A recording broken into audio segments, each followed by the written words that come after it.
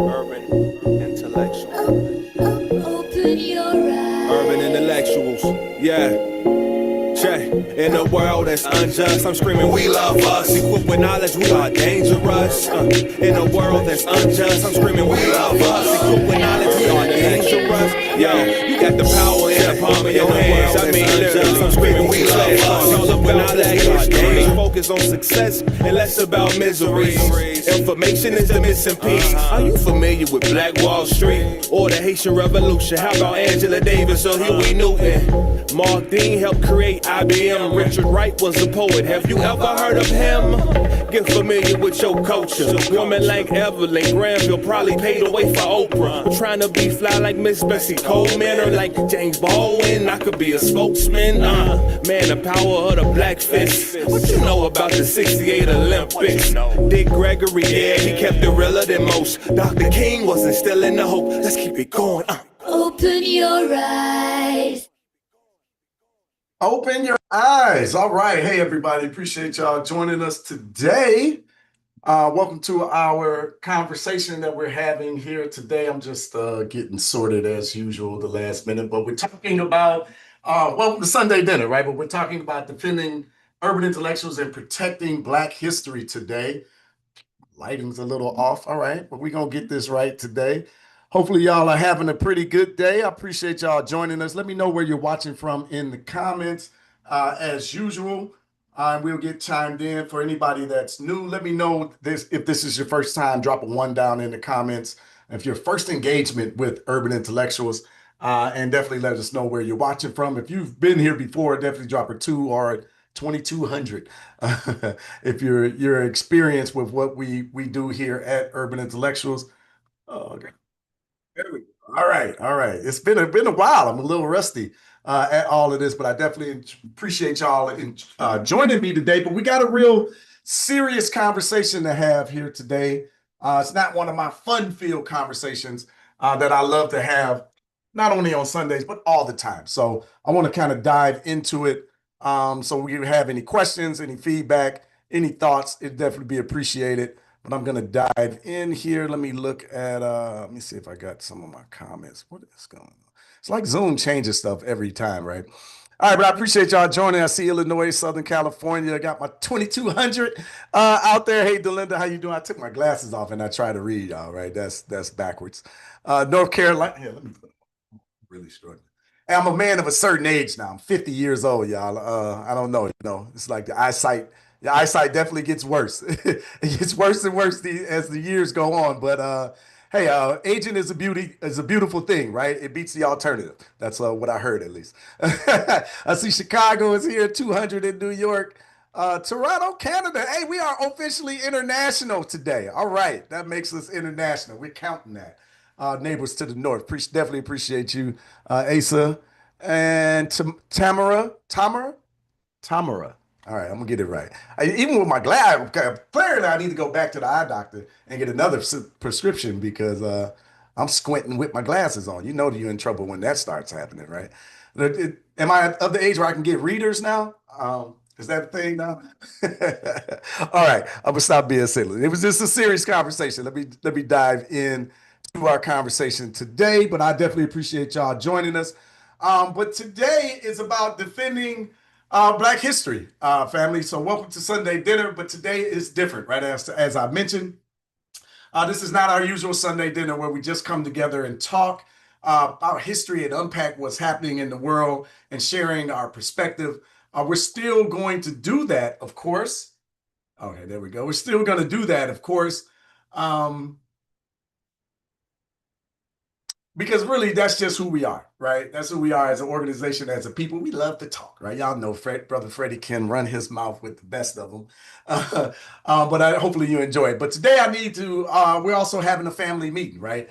And you know how the family meetings go, right? When something is serious, you don't hide it. When something is urgent, you don't sugarcoat it.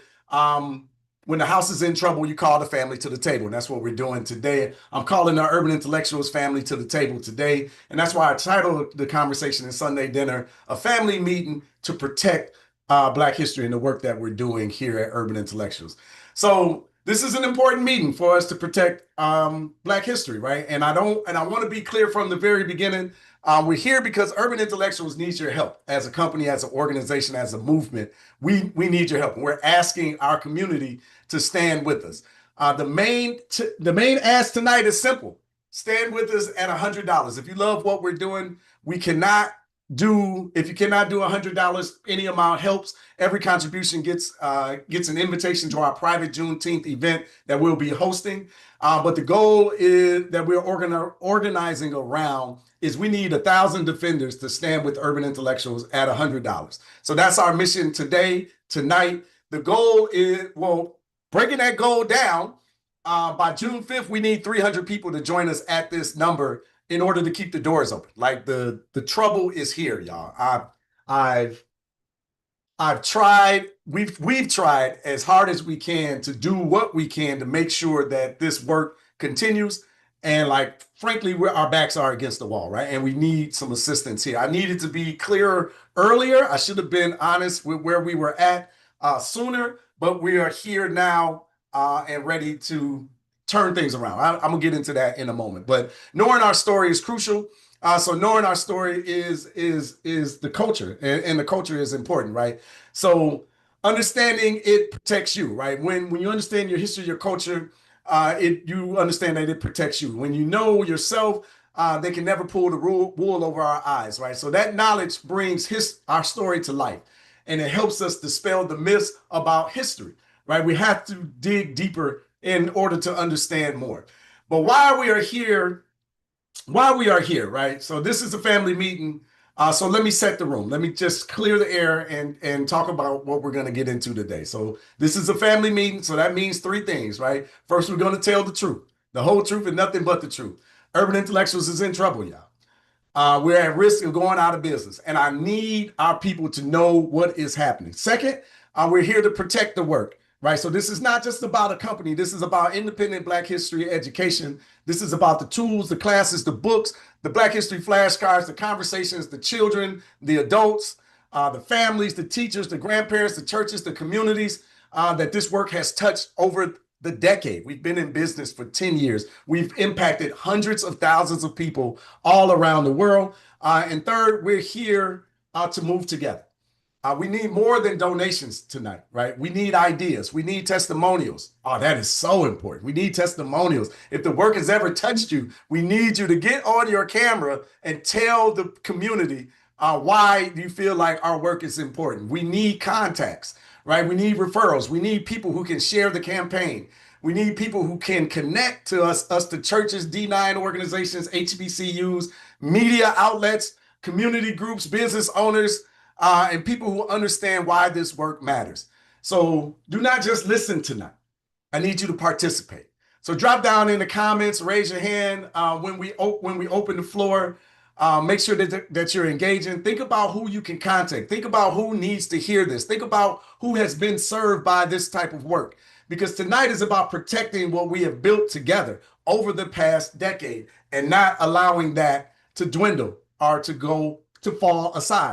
fall to the wayside, right? So we always talk about, oh man, I wish this business was still around. I wish this would have happened. Like, please don't allow us to be that victim of, I wish, right? I wish. Tonight, let's take action and let's work together to make sure that we don't become a thing of the past. We don't become history, right? We continue to move forward. And I promise this isn't all doom and gloom, but I definitely want to tell you up front, like what is going on in the company. I don't want to try to sugarcoat this, right? But there's some positivity coming out of all of this, and I'll get into that in a moment.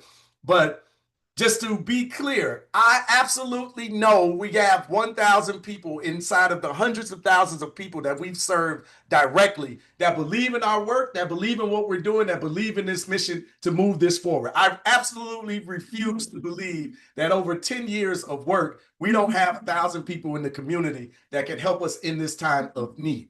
So let me say that. And definitely have 300 people by June 5th to keep not only the doors open, but keep the mission flowing and moving forward. And again, I'll get into more details in just a moment. But tonight's flow is simple, right? So we're going 90 minutes to organize and respond. Here's what we're going to do tonight.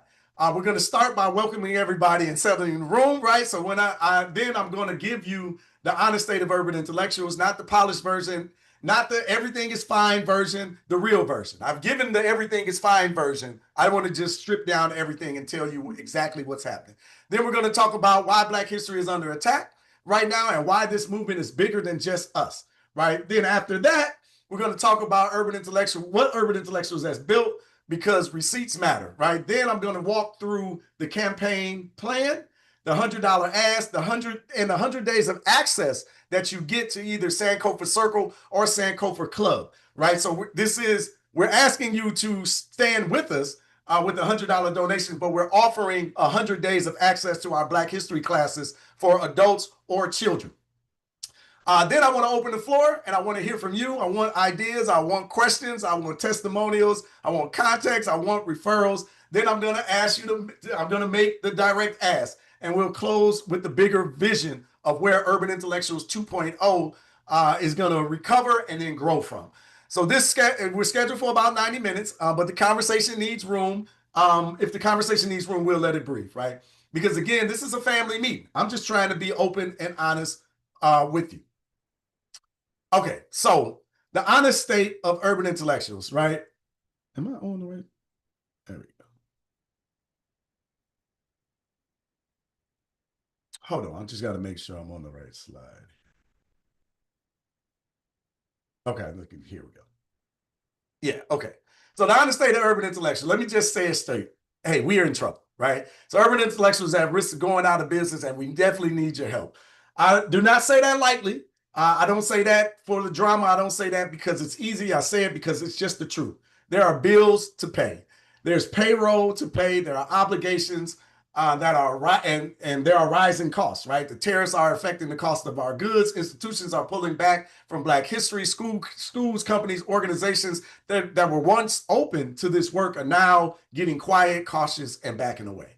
And all of that is happening at the same time. So the pressure is absolutely real, but the stakes are bigger than just the money. This is about the work. This is about the team, the content. This is about the community impact.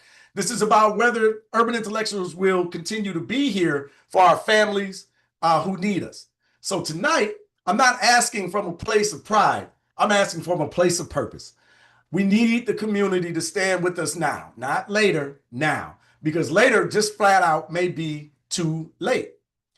But why this matters now is because Black history is being challenged. It's being erased, it's being politicized. And now let's talk about why this matters so much at this moment. It's definitely under attack. I think all of us can see that plainly, right? Anybody that has honest eyes and is willing to be honest, right? And to actually think, you can see it, right? So when they attack Black history, they're not just attacking dates and names. They're attacking memory. They're attacking identity. They're attacking context, attacking the ability of our children to know who they are.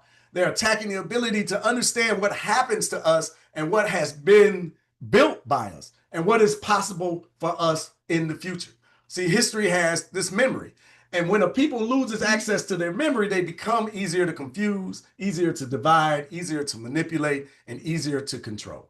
And this is why urban intellectuals exist in the first place. We've created tools our people can use in real life. Our Black history flashcards, our books, our classes, our memberships, our resources, conversations, our community, our trips to the continent of Africa and beyond to go see the history directly. These are not just products. These are tools of cultural defense, because families need support, parents need support, grandparents need support, teachers need support, churches, leaders, we all need support. And independence matters. So we cannot always wait for schools to teach it. We cannot always wait for institutions to approve it. We cannot always wait for corporations to fund it. We have to build and protect our own institutions. And I'm realizing I'm not on camera. All right, I'm gonna hang out in the corner over here. There we go. But we can't wait for somebody else to do it, right? And that's what this is all about. That's what this work is all about. So what has Urban Intellectuals built over the last decade, right? Here is a little bit of what we've been up to so that you can get a better sense of who we are and the work that we've completed so far. And founder of Urban Intellectuals. Good morning, Freddie. How are you? I'm great. How are you doing today? Happy Black History Month. Happy Black History Month. Thank you for having me. Thanks so much for being with us. First, tell us about Urban Intellectuals. What is this? Our Urban Intellectuals makes it fun and easy to learn Black history. That is our mission. That is our core responsibility. And we created a suite of Black history products and services designed to rewrite the narrative about Black and African people in the world. Obviously very important. How'd you come up with the idea for Urban Intellectuals? Oh, I love to say that it started almost 100 years ago because my father's 95 years old and he's still alive, born in 1929, but he instilled in me the importance of understanding our history and our culture and the pride and respect that it instills inside of us. And while my children were matriculating through the school district, I couldn't believe that the limited discussion about the contributions to humanity that Black people have made were minuscule at best. And I kept thinking somebody should do something. Somebody should do something. In 2016, I became somebody. You were the somebody that did something, right? And typically, probably the conversations were in February. Yes, typically centered around February, centered around the same 8 to 12 people every single year, which no disrespect to them and their contributions, which is amazing, but there's so much more glorious. A lot more. Okay, so you've got a very cool product. Thank you. That kind of makes it fun, right? Makes it fun. Tell me about your flashcards. Our Black History flashcards feature 52 cards in each deck. There's actually 6 in the series, so we have 6 volumes. 6 volumes in the series. Cards. So we're really expanding the conversation centered around Black and African contributions to humanity. I like to have that conversation because this is really the story of the world, right? Black history is world history, and too often it's the missing pages of world history. So and I see on here 1968 Olympics. Yes. Bessie Coleman, Black Wall Street. So just all different things to kind of bring it to light. Bring it to light, and expand the conversation in a easy to understand format. Because on the back of the cards are just simple bullet pointed information about the people. And the first time that you're exposed to it, it just opens your mind and makes you more curious and thirsty for more. Who are these for? These are for just about everyone. We have people who are using them with their young children, as young as 18 months, all the way to 95. I'll cap it there with my father's age because most of us aren't exposed to this information, so it's new to all of us. And you also have playing cards. That's fun. Yes, so we infuse Black history and culture into everything that we do. So instead of playing with a regular deck of playing cards, we have powerful Black imagery weaved into the playing card deck. Exposure. What is this? This looks like fun. Yes. I don't know how you do a mystery puzzle, though. You don't know what the finished product looks like, so that's the challenge, but I can tell you there's Black history wrapped up inside. Sure, okay. Is it all the same, or is every box different?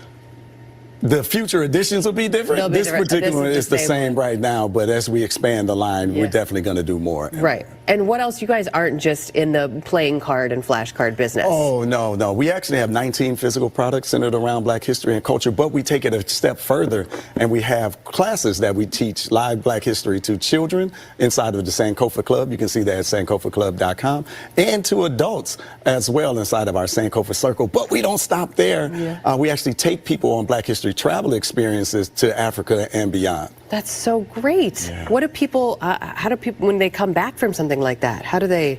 Oh, you're speechless, totally, speechless, totally transformed. Because it's one thing to learn about the history and the culture. It's another thing to go see it and experience it for yourself. Be exposed to the food, the culture, the people. It's just a beautiful conversation. You come back changed. Yeah, I bet. And you've been on several of these, I presume. I have. I really enjoy it. I love watching the people have these experiences and go through these breakthroughs and breaking down the misconceptions about the contributions of Black and African people to the world. Where can we go for more information about Urban Intellectuals? You can go to urbanintellectuals.com, and on all platforms we are Urban Intellectuals. Okay, perfect. And you got some of these for the month? You're stocked up? We are stocked up and ready. All right, that's good overview of the organization, the company, and the work that we've been doing over the last decade, and everything that is literally on the table here. But this is really the key, right? Our Black History flashcards are the core, right? Where we created the Black History flashcards that have reached homes, classrooms, churches, community groups, families all across the world. Again, over 750,000 decks, 200,000 plus customers all over the world, 50 states, 64 countries, and counting. the 50 Truths book, right? We've created books, calendars, resources that help people learn beyond one holiday or 1 month or even one social media post as an organization. Our Sankofa Club, we built it out for children, where children can learn Black history in a way that builds pride, identity, confidence, cultural grounding, gives public speaking opportunities, and what's inside of the Sankofa Club, we have a Sankofa Nation, right? This is the safe space where the children learn leadership, respect, and so much more inside of that program. The teachers and the children are phenomenal inside of there. The Sankofa Circle, we built the Sankofa Circle for our adults, where people can learn and study Black history, culture, current events, and dig deeper into context, go to a deeper context about our community and what is transpiring. The Sankofa Club and the Sankofa Circle is what we are offering in exchange for the $100. So you give us $100, we're giving you 100 days of access to both of these programs. I'll go into a little bit more of that later. Sankofa Experiences, right? We've taken people and their families on life-changing trips that focus on the Black experience, to Black life-changing experiences to the motherland. 13 African countries, 39 trips, over 483 travelers. I think we're a little bit higher than that now. We have hosted conversations. We have taught classes. We have built tools. We've served families. We have helped parents and grandchildren put history directly into the hands of their children. And I know many of you here today have been part of this journey. Some of you have bought the flashcards. Some of you have bought the children's classes. Some of you have joined the Sankofa Circle. Some of you have attended our Sunday dinners. Some of you have shared our resources with the schools, churches, and families. So this is not a theory, right? The work has reached people, and now we need to protect it. So the plan, right? Please go in the comments, right? If you understand, we haven't ever stopped fighting for our human rights. The fight continues, right? Give me GO in the comments while I wet my whistle and then get into our campaign plan and give you this overview. I appreciate my comments. Go, go, go, go, right? Okay. So phase 1 is to protect the work. That's where we are right now, to protect the work. And the plan is simple, right? We need to protect the work. This is our immediate action phase. We're in that right now. This is about protecting the mission, fulfilling the obligations that are on our door, keeping the lights on, stabilizing operations, protecting a team, and making sure that the work does not stop, right? That is where we are now. So the ask to stand with us is for 1,000 defenders, $100 each, to gain 100 days access. This is just $1 a day. So that's the basic structure. This is not just give us money, right? This is a stand with urban intellectuals, protect the independent Black history education. And as a thank you, we'll give you 100 days access to the Sankofa Club or the Sankofa Circle for children, right? The Sankofa Circle is for adults. The Sankofa Club is for children. So that means your $100 helps stabilize the company and gives your family access to the Black history education. So this is not that complicated. Now, the dates, I'm talking about the 1,000 people, but that is part of our larger program. The immediate need is 300 people by Friday, right? June the 5th. Now, we have made some progress on that. I want to check the ticker.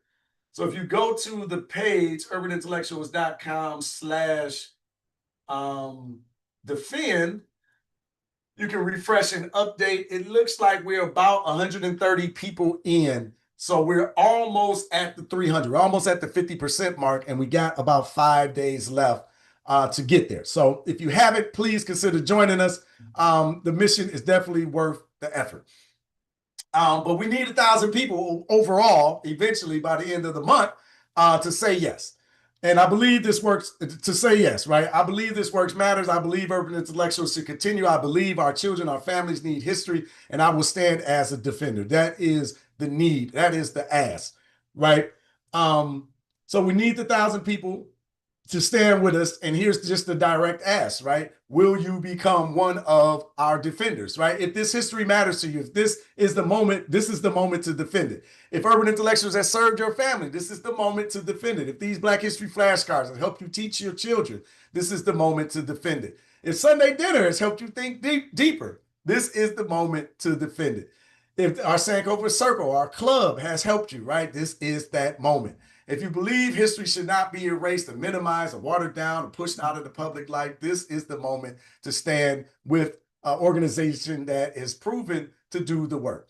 Your $100 gives you 100 days access to the Sankofa Club or the Sankofa Circle. So we definitely appreciate that. Again, it's just $1 a day. But the bigger meaning is this: your $100 helps keep this work alive. And I want to get into directly like what we're going to do with it.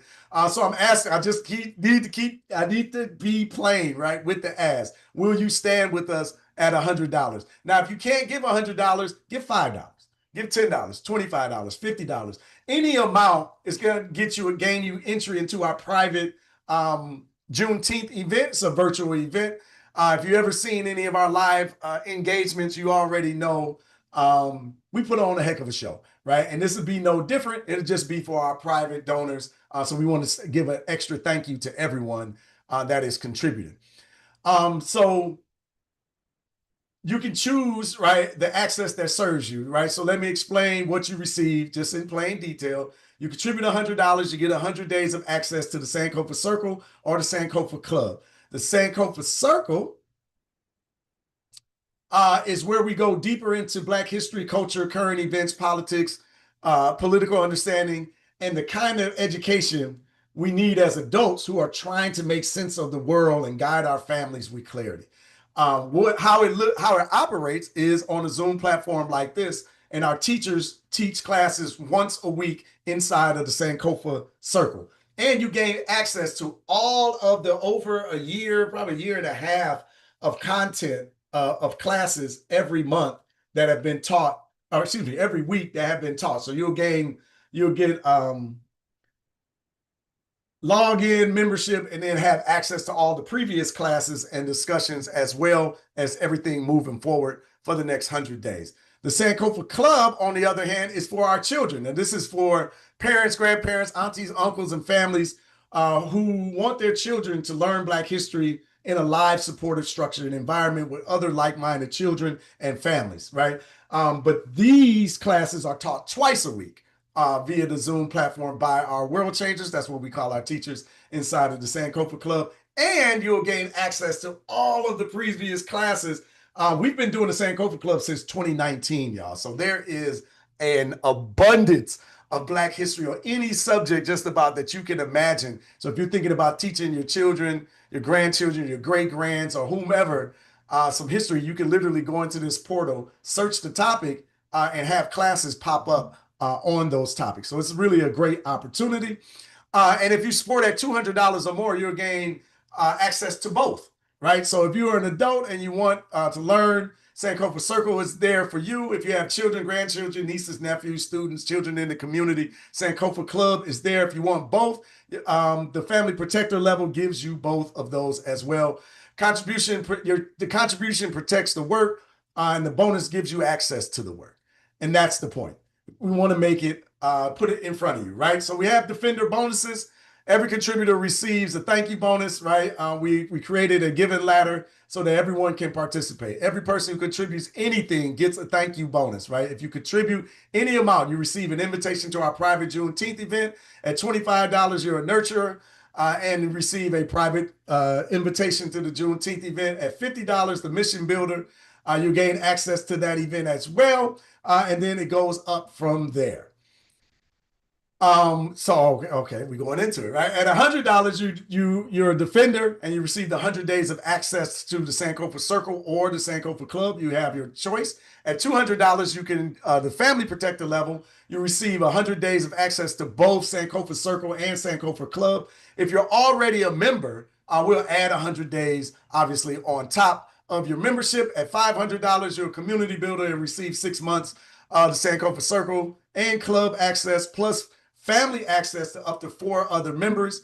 At $1,000 or more, you're a heritage partner and receive a 1-year circle and club family access for up to 4 family members and a private founder briefing with yours truly. So there's a place for everybody in this. And I just want to be clear, the main ask tonight is $100. We're organizing around 1,000 defenders. That is the goal. Every contribution matters, right? The private Juneteenth event, for those who cannot do $100 tonight, hear me clearly, any amount matters. Any contribution gets you invited to that private event.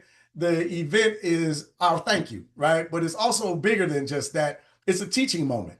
It's a community moment. It's a bridge into deeper support. Juneteenth reminds us that freedom delayed is still part of our story. But today the question is, what do we do with the freedom? What do we do with the memory, the knowledge, and the responsibility that we have right now? That private event is for our people who choose to stand with us in this mission. So if you cannot do $100, do what you can, right? If you do $10, please do $10. You do $5, please do $5. But if you can do 100, I'm asking you to stand with us as a defender. And if you can do more, please do more at this moment. We'll definitely appreciate that.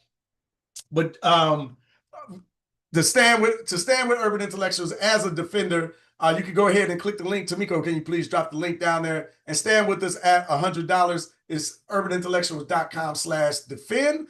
But I want somebody from the team to drop that in the chat now. Thank you. If you're watching this live, please click that link. If you're watching the replay, please click that link. If you're listening and thinking, I need to do something, click that link. Stand with us at $100. If you cannot do 100, please give what you can. If you can't give anything, please share the link. Please share the mission. Please send us a video talking about why you think that this information is important. Honestly, y'all, you talking about the work that we're doing is probably more important than me talking about it. Ain't no probably, it is more important, because other people will see themselves in you. Other people will say, well, sure, Brother Freddie's going to say that. But when you say it and you validate the work that we've been doing for the past decade, the people that are like you, that think like you, that come from where you come from, that have the background and thought processes that you, will resonate with that and say, I want to support that movement as well. But don't leave this meeting saying somebody should help them. You are somebody. We are the somebodies, right? We have to protect the work.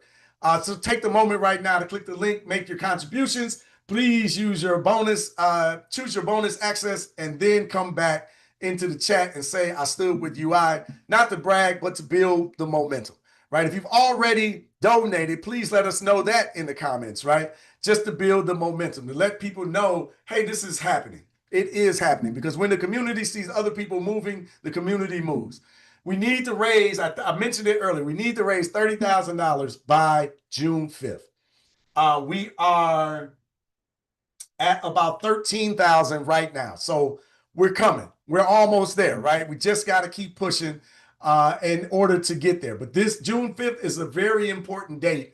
And we just need to call the dogs off, right? I want to get into the specifics of what we're going to do differently and move forward as well, right? So what's next? Let's talk about what happens after today, right? So the Sunday dinner is not the end of the campaign. It's just the launching pad, right? So after today, we need momentum. And I'll be going live every day during the campaign. I'm going to get this time right. 2 p.m. Eastern Standard Time, 1 p.m. Central Standard Time to keep this going. The goal is to keep teaching, to keep updating the community, keep making the ask, keep answering the questions, keep recognizing the people who stand with us, keep asking for support, keep asking you to share, keep asking to push it out there. We're going to do everything we can to keep this movement going. And I'm like, oh my God, Tamiko got me like, shout out to Tamiko, y'all. If y'all been around Urban Intellectuals, you know she is like really the heartbeat of what we do. She got me on schedule here today. And Tamiko, I'm fighting to stay on. I just want to go off the rails and really talk, but I'm gonna finish up, right? I'm gonna stay focused, Freddie. Stay focused, right? But we're calling on you daily, right, to make this particular push. So, but come to the lives. I don't got the same script. I don't got the same focus right there, right? I can get into some things, but we need your help to protect Black history, right? So we need short videos. I talked about it a little bit. We need clips explaining the emergency, clips explaining why Black history is under attack, clips showing the value of the Sankofa Circle, Sankofa Club, clips showing the receipts and casting the bigger vision for Urban Intellectuals 2.0. So we need direct outreach, right? The past customers, our allies, our D9 community, HBCUs, churches, schools, the media outlets, museums, educators, business owners, community organizers. This cannot just be a post and pray campaign, right? This has to be community organizing campaign. And that means we ask directly, we follow up, we share the mission, we tell the truth, we invite people to stand with us. So that is always the question, right? Will you stand with us tonight? So I'm asking again directly, right? Will you stand with Urban Intellectuals at the $100 level tonight? Your contributions help protect this mission and protects the team, keeps the lights on, continue building. It allows us to continue building tools our people need. It helps protect Black history education at a time when it's being attacked, erased, and pushed to the sides. And as our thank you, your $100 gets you 100 days of access to Sankofa Circle or Sankofa Club. Again, adults can choose the circle, families can choose for their children, they choose club, but at $200, you can gain both access to both. And again, the link should be down in the comments, urbanintellectuals.com/defend. Hey, thank you for everybody that has supported. I see you're saying I am a defender in the comments. Definitely appreciate that. We appreciate the movement. I'm standing with Urban Intellectuals. If you can do the $100, please do the 100. If you can do 2, please do 2. If you can do 500, do 500. If you can do $10, please do $10. But please, let's do something. At the very least, share this mission, share our work, tag us, talk to your community, your group chats, because the work has never belonged to one person. It really belongs to our community. And tonight, the community has an opportunity to defend it, right? So this is bigger than just a fundraiser. It's a community-powered response to a real moment. It's bigger than just that, right? This is community-powered action, right? This mission is to protect independent Black history, education, and keep it alive, visible, and accessible. Again, the immediate need is to stabilize the company and generate a cash injection needed to protect the current work, the current team, the current content, the current momentum of our community project. But the future vision is Urban Intellectuals 2.0. So we are resetting, we are refocusing, we are looking to grow, we are looking to continue protect Black history and culture. We look to build something stronger on the other side of this moment.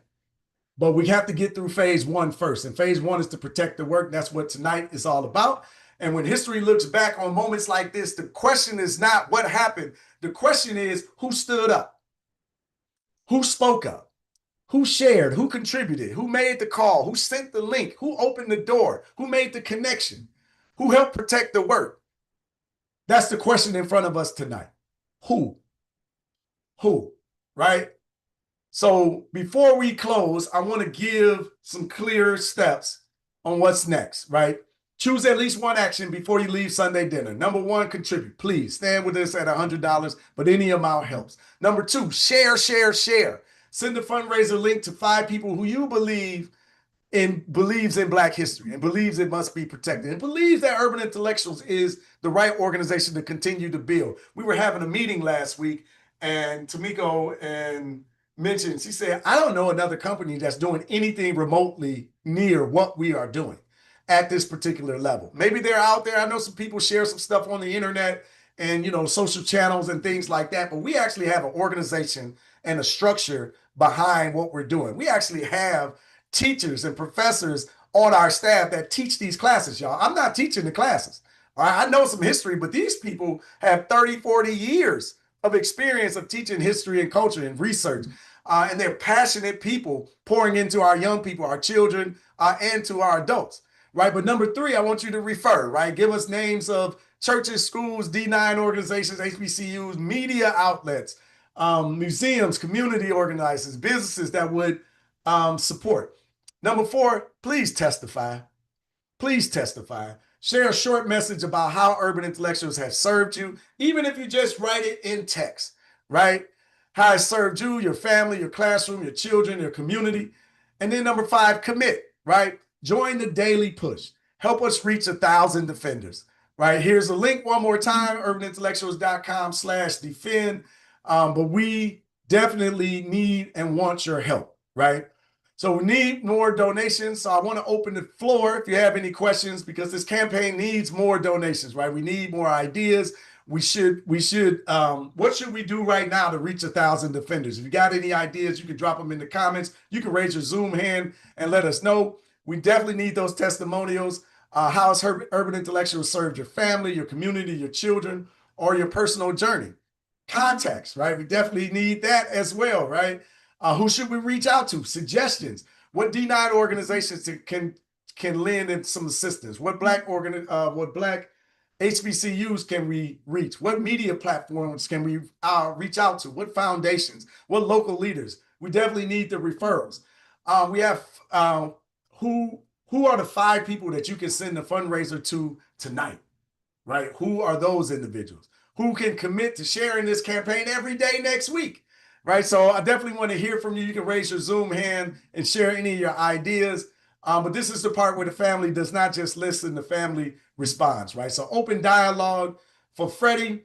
You can use some of the prompts that we have with who's been impacted. I'll get into that, but I want to go off script. Tamika, I'm fired up. All right, I got to go off script quick. Because, hey, Max, how you doing? Well, let me, before I go off script, Max, you got a question or comment? You can go ahead and unmute. I definitely got to go off script. I got to share something. Did I see you? I saw your hand up. Or maybe you were just saying hello.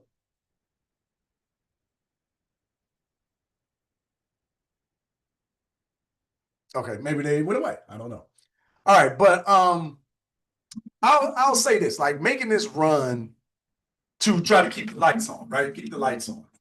One, is it okay? Let me just be honest with y'all, right? Like, okay, this is embarrassing, right?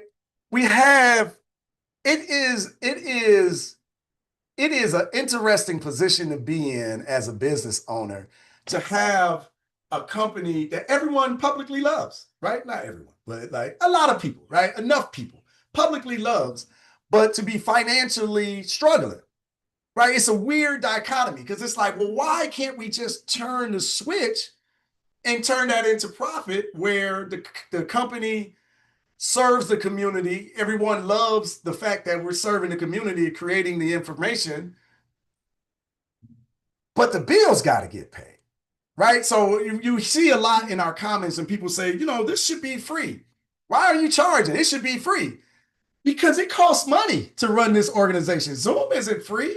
The delivery, the shipment isn't free. The manufacturing of the products isn't free. The software that we have to use isn't free. The advertising isn't free, right? Everybody gets paid along the way. Then you got to have, you know, your accounting services. You got to have lawyers and insurance, and you got to be protected. It's like, so like, if I opened up the books, you just wouldn't believe how much it costs to run this little flashcard company. Now, the thing that I can say that I'm most proud of is we've never missed a payday, ever, right? Now, our team deserves to be paid more. Tamika, I can't even see you, but I'm sure you nod your head, right? They deserve to be paid more, but we've never missed the payday. Payday's coming up tomorrow. We're not going to miss that payday, right? Now, the only paydays we've missed is mine and our COO. Like, we haven't been paid. So it's like, again, here we go with a highly, money comes in, right? But it goes out so fast. It's crazy. And I said it's embarrassing because, you know, we've been doing this for a while. And it's like, we just can't figure out how to turn the hump. Well, actually, I know now. I know it takes honesty because y'all ever like look at your personal money and just be delusional about, you know, oh, I got enough to take that trip, right? That's me right there completely. But looking at the company, I'm like, nah, we can't be in that position. So you just kind of bury your head in the sand and kind of keep going. And, oh, I'll take out this loan to patch that thing up. Oh, I'll take out this loan to patch that thing up because we're going to get over the hump. We're going to get over the hump. We're going to get over the hump. And y'all, we just at the end of that, like I can't take out more. I can't put in more personally, and I can't take out more loans. And that's really where the money is going to wipe a lot of that away. So the first 30,000 is keep the lights on, right? June 5th. We got to keep the lights on. then the next raise is to start eliminating some of that debt, because we earn money and we would be profitable, but we got a debt to service. So we got to service the debt. So that is like what's really kind of weighing us down. Now, if I continue to be delusional, I would say, okay, let's make this raise and we'll just charge forward with how we've been doing because we're going to get over the hump. But nah, that's where I went wrong, right? I just kept believing that this mission is so big. No, we're going to figure it. It's going to happen. Like, nah. So recently, last couple of weeks and months, we've been like, man, slashing everything. We had to downsize the team, which hurts, right? We know that while we don't pay the most, money coming in helps feed families, right?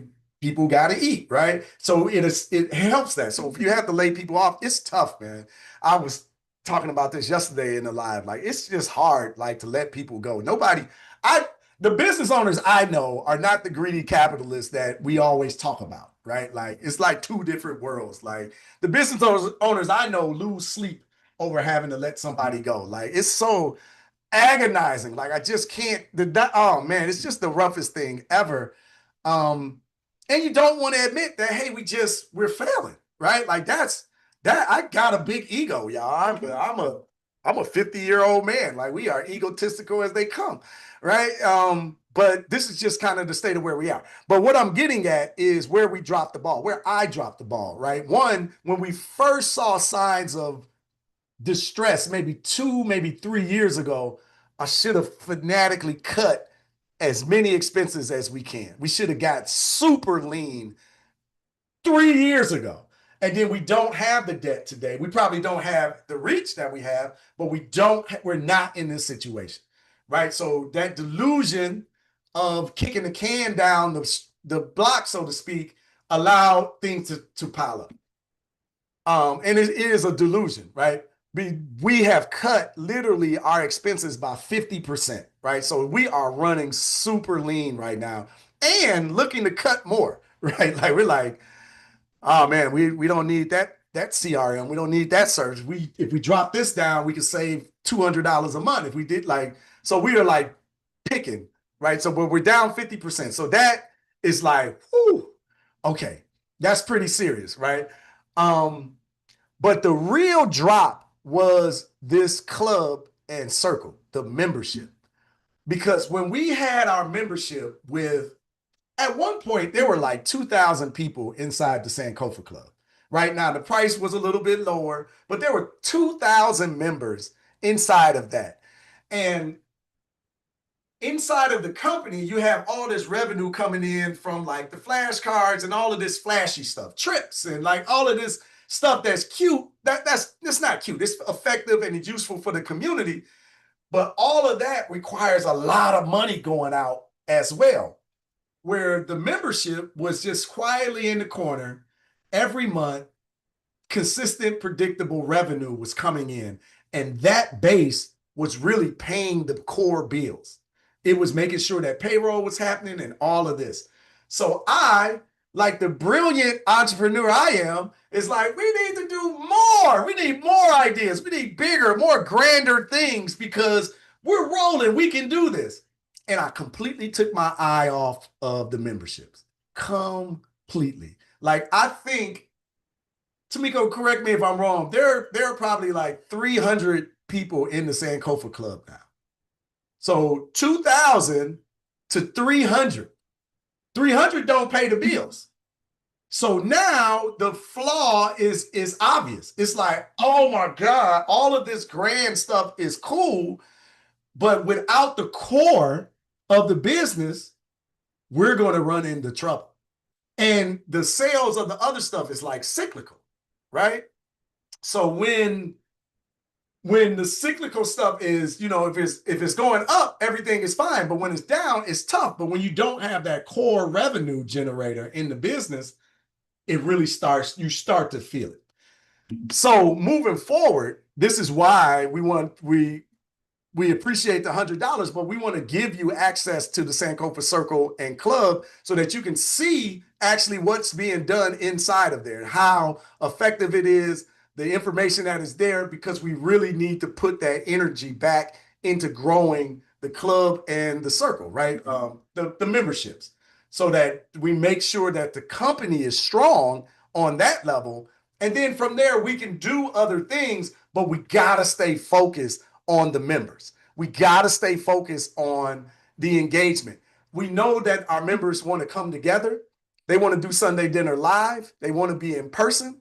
They want to travel together domestically and have events and things like that. And I'm all for those things. That's part of the 2.0 vision, but it's about bringing the community together and staying focused on that and not getting lost again in the glitz and glamour of doing these other more grandiose ideas, which we can get to if there's 1,000 members inside of our membership. There's 2,000 members. If there's 10,000 members, things could get crazy, right? And the things that we can do. But that's where I think I went awry. I drifted off of the focus and not really analyzing the numbers to look at the business and say, oh, this is the heartbeat. This is the heartbeat. Like, the flashcards are wonderful, but it's kind of like the sizzle, right? It's not the steak. So it's the sizzle that brings people to us. And then the steak is the membership and the community that we build and the conversations that we have and the relationships that we build with one another and with our teachers and our staffs. So I get it now, right? I get it now. And I'm frustrated at myself because I thought about this years ago. I got mentors and they've been telling me this. John, y'all know that hard-headed kid in class. I was him. I was him. All right. So mentors are telling me stuff like this, and I'm like, you know what? I know better. Right? Anybody like that? Am I the only one? I'm the only one going to admit it today. But that's cool. That's cool. I know how y'all just threw me out there under the bus. But yeah, so that's where I really think that I can't even say we. Tamika, I tried to put it on you. That's really where I went wrong, right? And Tamika was saying a lot of this as well, y'all, by the way. And I know she's over there like, I didn't want to say nothing. But yeah, so that's what I think it'll be different. Well, that's what I know as a business that we'll focus on differently, regardless of what happens. Like, that's where we got the center of the focus. But traveling recently and going to like these museums, and I've been around the country and talking to these museum owners, and I've been talking to like college professors, history professors, and all of this. I'm just realizing how accessible all of these people are to us, and building out a platform that we could start to do more engagements with some of the museums in this country. I don't know if y'all know, there are over 300 African-American museums in the United States. And I've been meeting with a lot of them, right? And they are phenomenal people that are really passionate. Like, people who are passionate about history are amazing to me, but they are really passionate about this work. And I was talking to them about our community, and it's like, man, this would just be so, like, I was in Vegas, and oh man, I keep saying this and I forget the name. But there's so much Black history in Vegas. It was mind blowing. I had no idea like that was out there, right?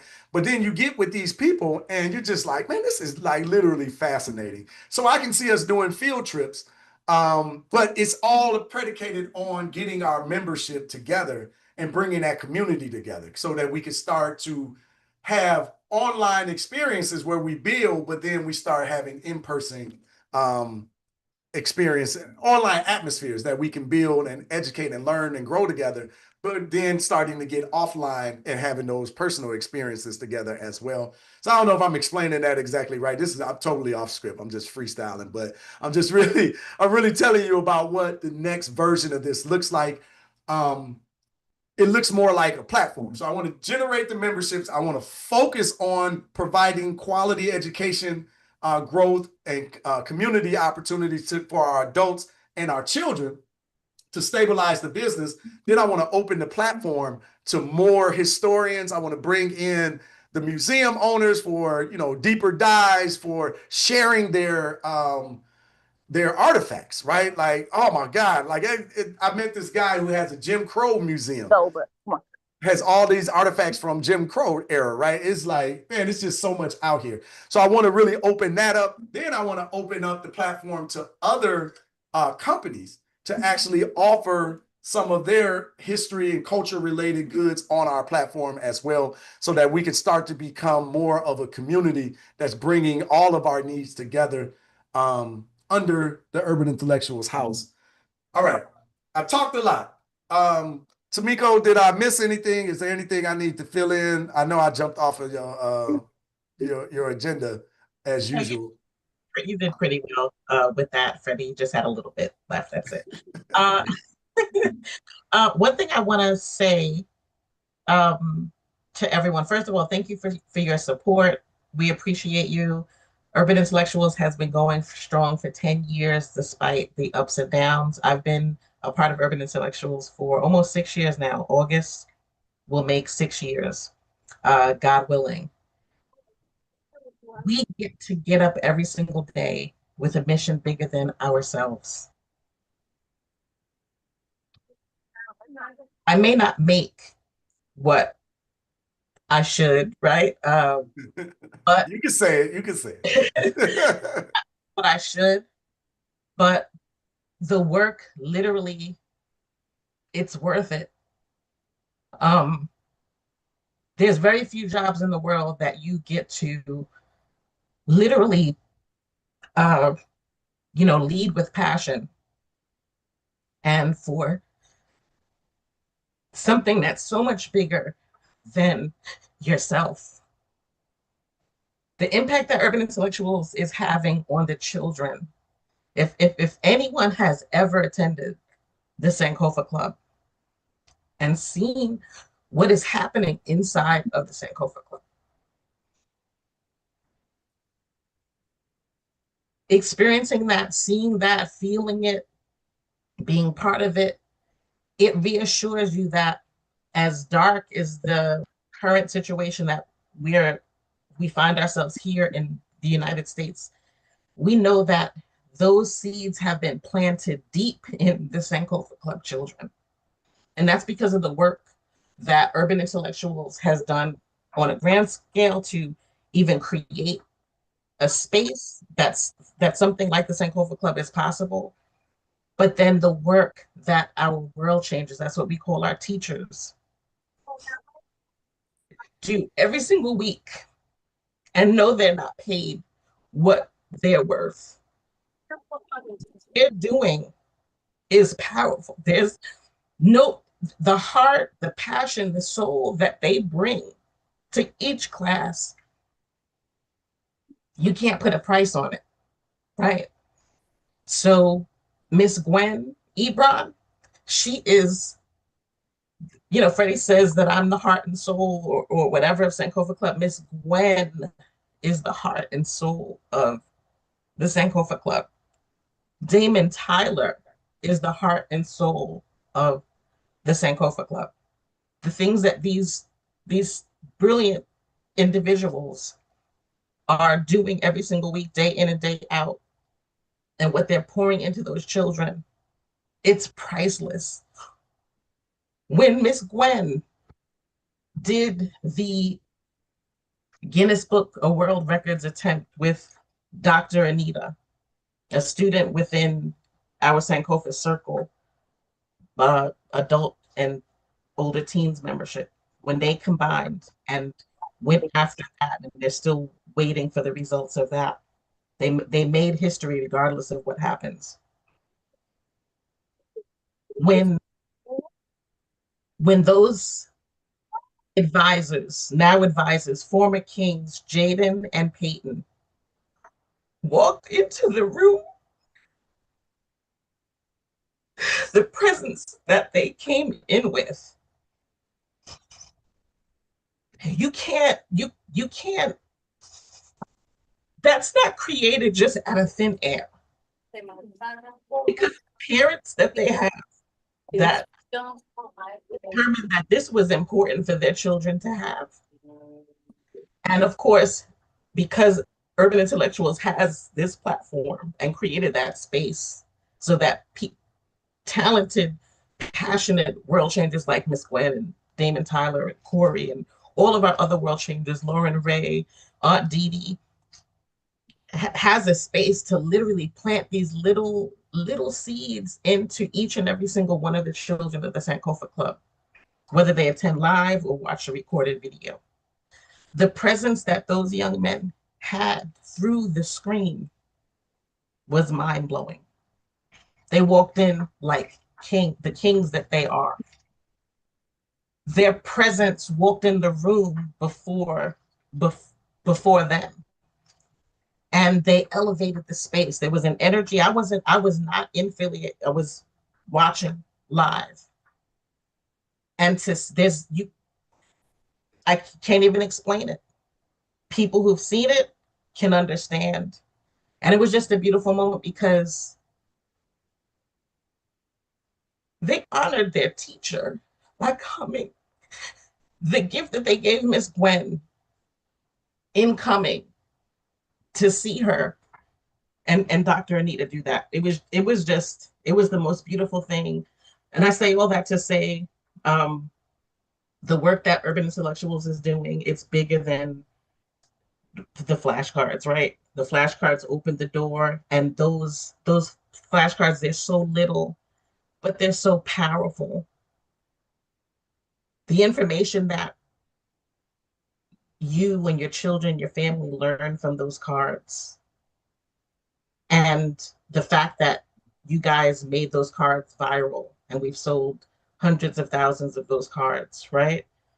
It afforded Urban Intellectuals the ability to create the Sankofa Club and then the Sankofa Circle. And I'll close with this.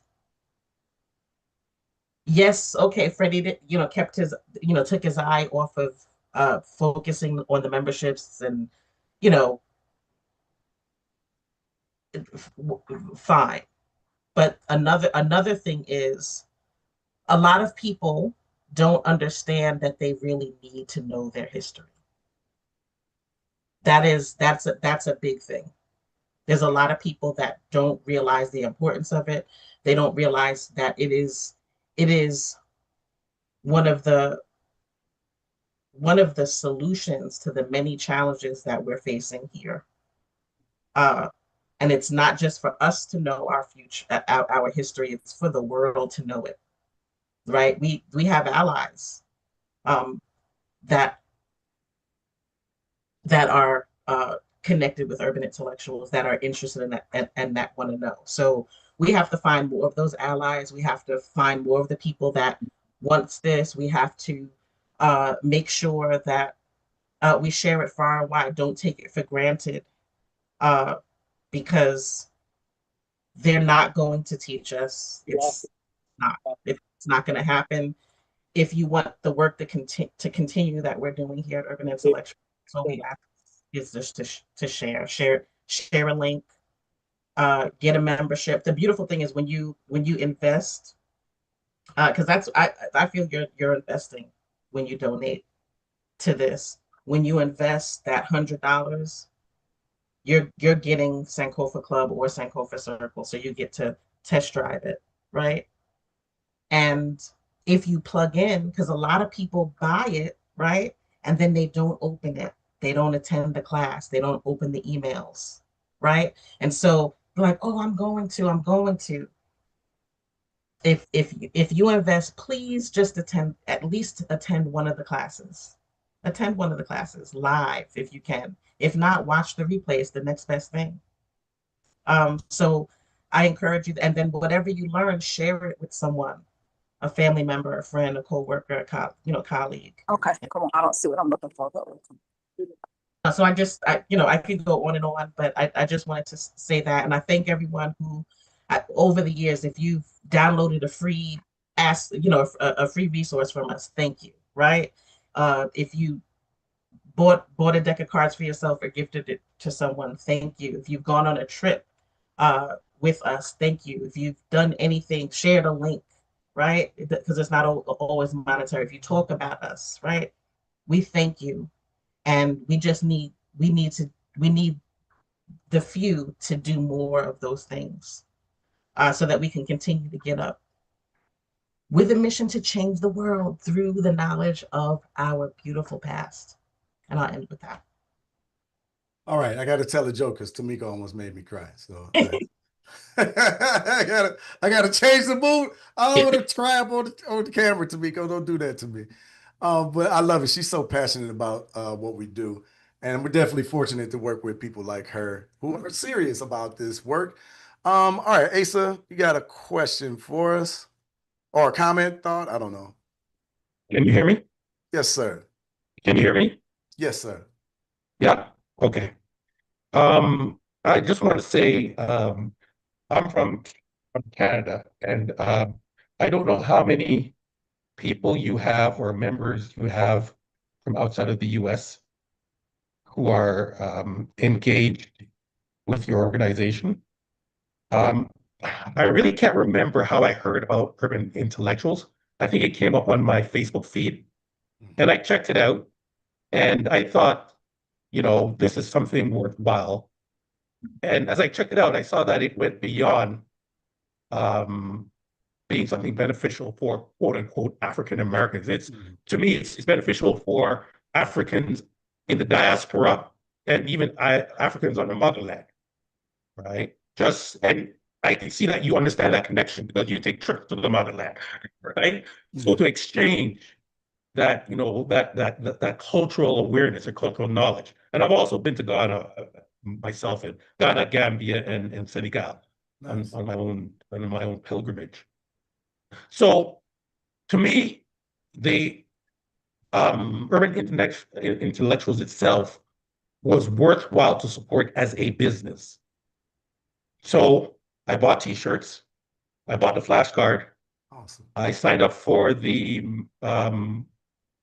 classes, the ALO classes, paid, because in some ways, and this may be a little bit controversial for some people, but in some ways, it's more important to support Black businesses than it is to support Black churches with your money. Yeah, I said it, right? I always say this. You'll have a group of Black people who will take a factory and turn it into a church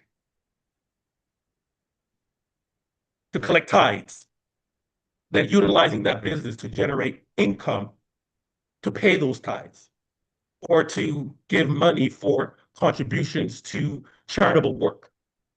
So I do both. I'm not, but I'm a born again Christian. I tithe and I give offering and stuff like that. However, to me, that is just one side of the coin. The other side of the coin is you got to support Black business, Black businesses that are in there to make money, to make a profit. Because you should be paid. Tamika should be paid. Maybe, listen, we all don't believe that we get paid for work. You should be paid. If your business is not generating enough income to even just pay the owner and the employees and stuff like that, then my question, and this is where it leads to my question, because I believe that your product is, as I think Tamika said, or you said Tamika said, to me, it is something that I haven't seen to this extent. That is something that is well organized, well put together, that is very positive, that is honest, trustworthy, there's no hustle, right? So something like this, to me, it's as a Black business, to me, it's a example of what that lays the foundations of what a successful Black business should be all about. So I will continue to support. But my question really is, and if you can speak about this, I guess maybe we tend to speak on it, but just going forward, do you have a marketing strategy, or going to come up with a marketing strategy to kind of increase membership? I guess that's one thing. And also, I know this is phase 1, and you got like phase 2, phase 3, phase 4. So strengthen the mission, build a platform, expand the movement. Maybe you can just, at some point, just give a brief synopsis of what each phase would look like and how that would strengthen and solidify the company so that you're not pushed to an appeal like this in the future, or does it become a recurring kind of situation? Because as far as I'm concerned, like, things happen, I understand that, but urban intellectuals and what the services it provides and resources that it provides is so critical and crucial. And I'm not just talking about African Americans. I'm in Canada. I'm connected with people in Jamaica and in Europe and stuff like that. Like my family's all over. And I've told them about urban intellectual. And as I said, I haven't seen anything like this worldwide. You know, that is serving the community in this way at such a high professional level. And it would be a shame it to go out of existence. And yes, I will give my $100. I mean, to me, but to me, it's bigger than all of that. To me, it's bigger than 1,000 people. To me, it's bigger than, you know, to me, for sustainability, right? You know, we've got to get people engaged and engaged in a way in that they put their dollars to show that their appreciation for Black history and for Black empowerment, for Black knowledge. Because I can tell you this, and I'll end with this. The classes that I do with Dr. Gwen and Dr. Alden, right, has taught, like, I thought I knew Black history. I thought I knew African history. And I thought I had a, you know, like, not, I knew everything, but the perspective that these two giant intellectual giants have provided me has transformed the way I view the world. Wow. It has transformed the way my children have viewed the world and our place in it and how we engage with the world. So this is something that we cannot lose. However, we can talk all we want. However, there has to be a foundation or a plan or something tangent or practical, pragmatic to put this forward, to sustain it so that, you know, because you can't go from crisis to crisis. That's not going to work. Anyway, I'll just end on that.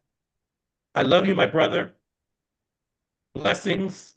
You've got my prayers. More importantly, you've got my money. My man, I appreciate you, brother. I appreciate the comments, the support, and the question. And I want to address that too. That's good because you're right. We can't. I don't want to be back here next month, next week, you know, next year saying the same thing. So we definitely got to do something different. So I will say, because somebody asked, I will get to your question about marketing right in a second, but someone asked, why did the membership go from 2,000 members down to 300? And it was me. That was you. Okay, I saw that. Oh, so all of this is tied. Yeah, okay, good. So the answer is simple. I took my eye off of the memberships. So, you know, they say what you focus on grows, right? So I looked at everything and was growing everything else except the core of the business. And if you don't ask, you don't market it, you don't push it out there, it just doesn't grow. And it was dwindling down, but the other things were growing. So I was paying more attention to that rather than just having a systematic growth of the membership. But moving forward, and then like, of course, we didn't start paying attention to it again.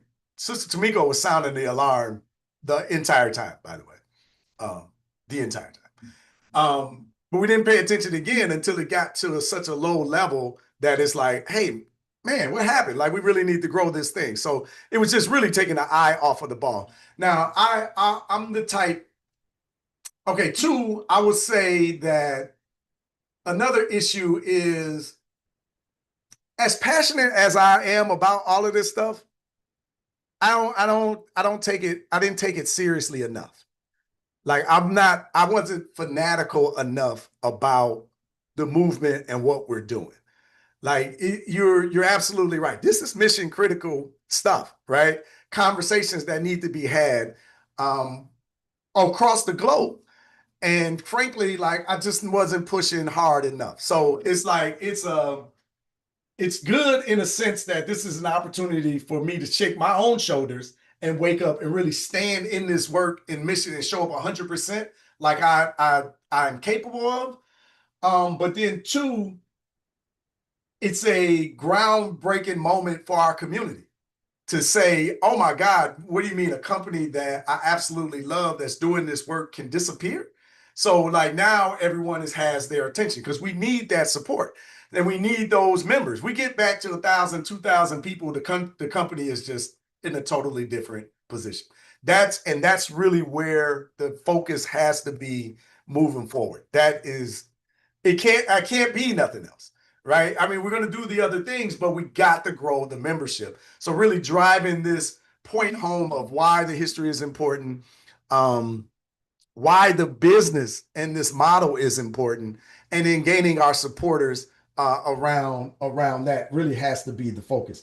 And then someone asked, and we got different marketing campaigns for that, and I want to talk about the phases 2 and 3 probably in our next discussion, right?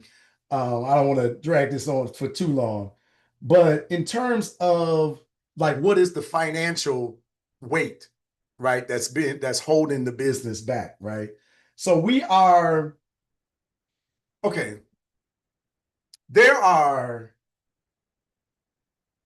It's about $200,000, right? That's about where we are that would wipe us down to zero, right? Now, most of that is manageable. I know it sounds like a lot. It is a lot, right? It's not a little bit of money, right? It's not a little bit of money at all. And I am responsible for this money, right? So I'm going to have to pay it one way or the other. But really, the killer is about $100,000 in revenue-based loans. And that is what's really choking us out, right? That is the problem. That is why the goal is 1,000 members at $100. Because we can wipe that out, then every month we can move back into profitability. And then we can pay down our loans gradually over time. Now, if we raise $200,000, then that's obviously better, right? But the $100,000 is really the mark to kind of wipe the slate clean, and then we can really move forward as a company, as long as we keep the main thing, to focus on the membership and grow that core base of unit and really strengthen the company and what we're doing. And it's just been a failure on my part to not highlight Dr. Aiden, Sister Gwen, Tamika, help me out. Who am I missing? Damon. Yeah, David Tyler. Nation and the Sankofa Nation. And the Sankofa Nation. Yeah, I mean, and the children and the work that's being done. So like the marketing, the aspect is me doing a better job of highlighting them and making them the superstars of the program, which they are, right? And I see one of them is I saw her image like flickering a little bit. Queen AJ is here. One of our advisor AJ, right? She has grown out of the Sankofa Club program and into our Sankofa Circle program, but really highlighting the stars of the programs, right? Which is our teachers and the children. And everyone that is engaged is willing. So it's really my fault. Again, I'm a former athlete, right? So I like to point the thumb. We can't point the finger at nobody else. I'm at the helm, right? And eventually, the decisions are mine. So that the failure is mine, right? So I came up short. But I know I see the path out. I see the way out, and I see the sustainability in staying rooted and focused on what we are building inside of the membership and with our community. And all right, I'm just going to tell it all, right? We're just going to tell it all, right? So we spent a few years building our math component of the business, right? A separate business, which was a great program. And it is a great program and all of that. But I spent a lot of our time, money, and energy growing that membership instead of our own membership, right? And that was, again, taking the eye off of the main thing of the business and growing something else. And then eventually separating with that, and then we didn't pour into our internal engine, into our membership. And here's the problem again, right? Taking the eye off of the ball and not being focused on the main thing in the company. So through crisis, I can see clearly now that the rain is here. But I can see clearly now that the rain is here. But it's a benefit. I know we're gonna make it. I know we got 1,000 defenders in our community. I know we've touched hundreds of thousands of people. I know it's 1,000 people that believe enough in what we're doing to say, hey, all right, I can help you get another shot at this. I refuse to believe that we haven't built up that much will inside of our community. We just got to activate it and reach the people. So yeah, I guess that was my bloated, long-winded version of it, but it's definitely an opportunity. And okay, starting tomorrow, I believe, is an opportunity to get to highlight those teachers. So the next 3 days during our lives, we're going to be interviewing and talking to our teachers directly. So Gwen, Sister Gwen, Dr. Aiden, and Damon Tyler, Monday, Tuesday, Wednesday, though they will be my guests, that we'll live and have that conversation with them. Has the Divine Nine been addressed? No, I haven't reached out, or we haven't gotten to them. I will say, okay, hold on. Let me update and see where we are. I love this. Ian put this figure into our page. So here's where we are right now, right? So if you go to the page /defend, Urban Intellectual /defend, we are at 133 defenders, right? So we are 17 away. We are 17 away from reaching halfway, right? Halfway to our January 5th. Oh Lord, come on, Freddie. June the 5th date, right? So of getting to 300 defenders. So we're almost there. But what's really cool is, one, your messages rotate down here, right? So people can see what other individuals are saying. And then if you scroll down the Divine Nine conversation, shout out to Alpha Kappa Alpha Sorority. They are our largest Divine Nine contributor right now. So a little bit of competition amongst the organizations, and Central State is leading inside of the HBCU community. So we're trying to work on getting this board up.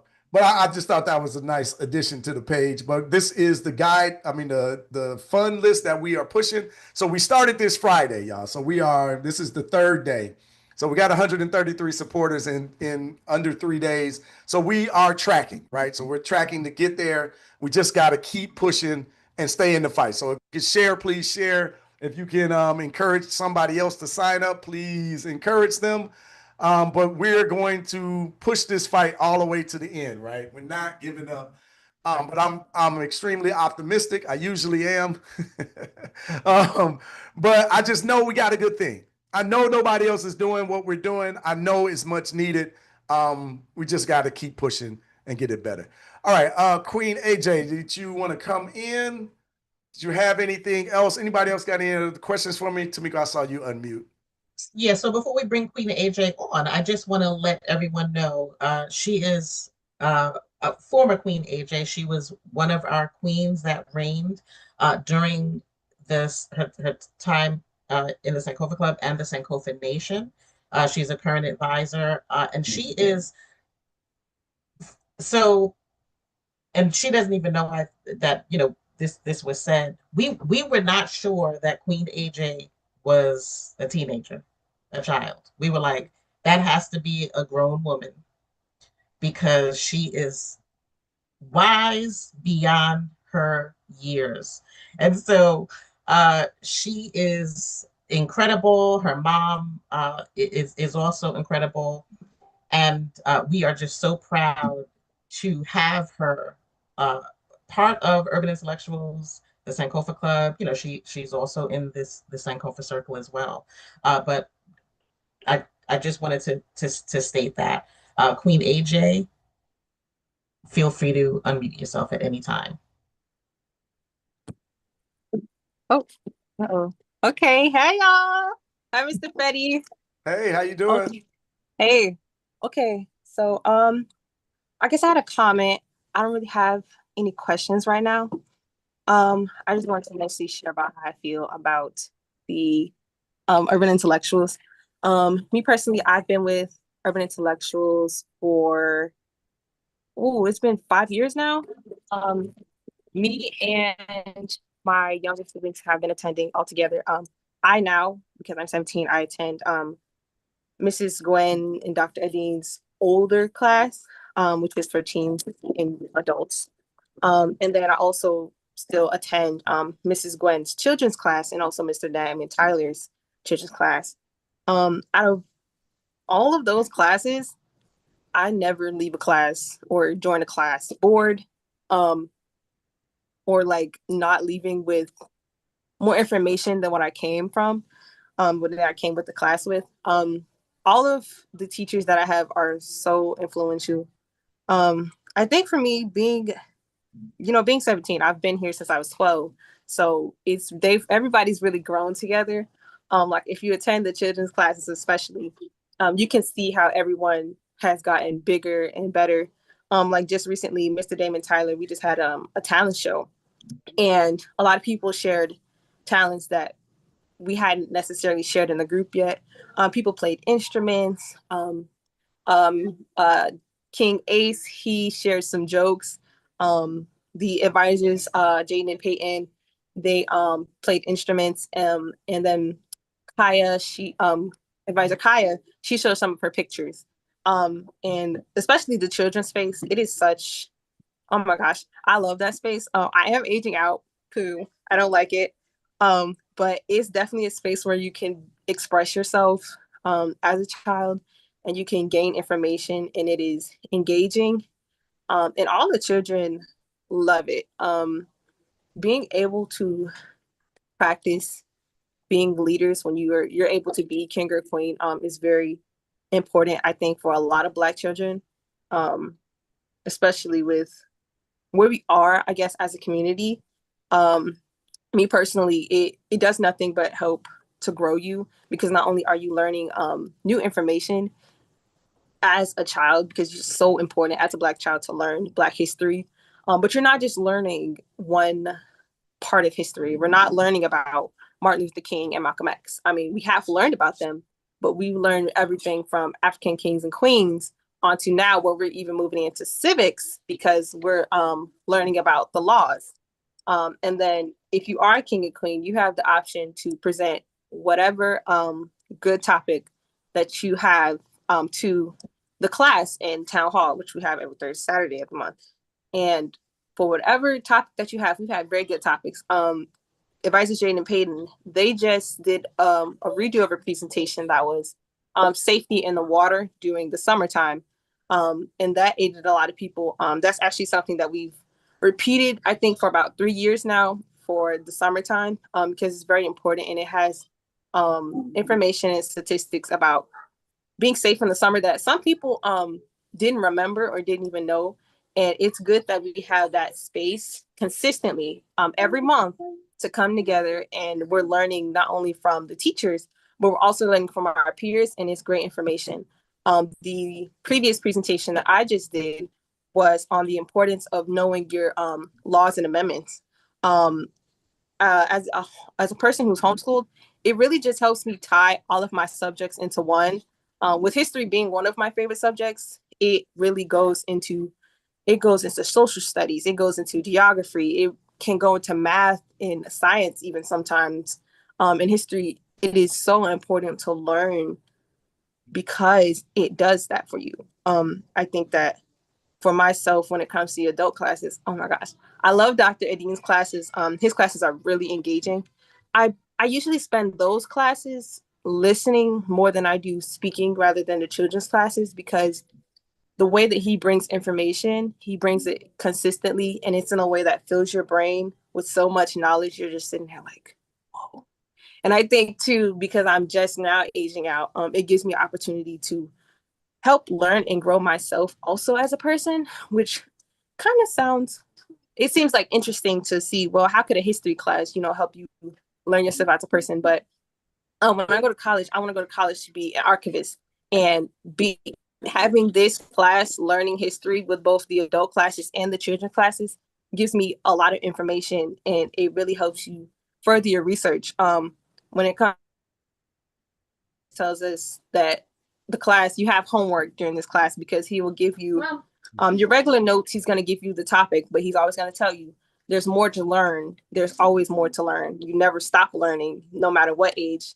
And I think that's something important that we talk about in almost every class, even the adult classes, where it's consistently reminding everyone that you aren't done learning, and no matter what you are gonna learn, there is always more opportunities in the classes. We actually, in my family, we actually have the Legacy program, which was gifted to us by Urban Intellectuals. And it's been very, very helpful. I would be forever grateful for it, because that is something that is lifetime, and you don't just get classes, depending on what you buy. We have the flashcards. The flashcards are good to learn, the worksheets, and like Quinkaya mentioned in town hall, you have the online games and things like that. So for keeping children engaged, it is such a broad aspect of everything that is offered. And I think Ms. Tamiko said a good point where she said some people buy the membership, but they don't keep up with it. I've seen people, join maybe 2 or 3 classes and they be interested and they participate, but then people don't consistently come. And I can definitely say we didn't do that at first, but once we started putting it on our schedule and now we don't miss a Wednesday, it's very odd that we're going to miss class. It's so beneficial, because when we first started, I even think me and my siblings, we're kind of weird about it. It's like, I don't really know. And I think that's kind of how the elders are about it, because you're not sure if you're going to learn as much as you think you are. And New family now. Yeah, like we're family now, like especially in Mr. Damon's class. Oh my gosh, if you attend Mr. Damon's class, everyone in there, it is such a raw, close experience.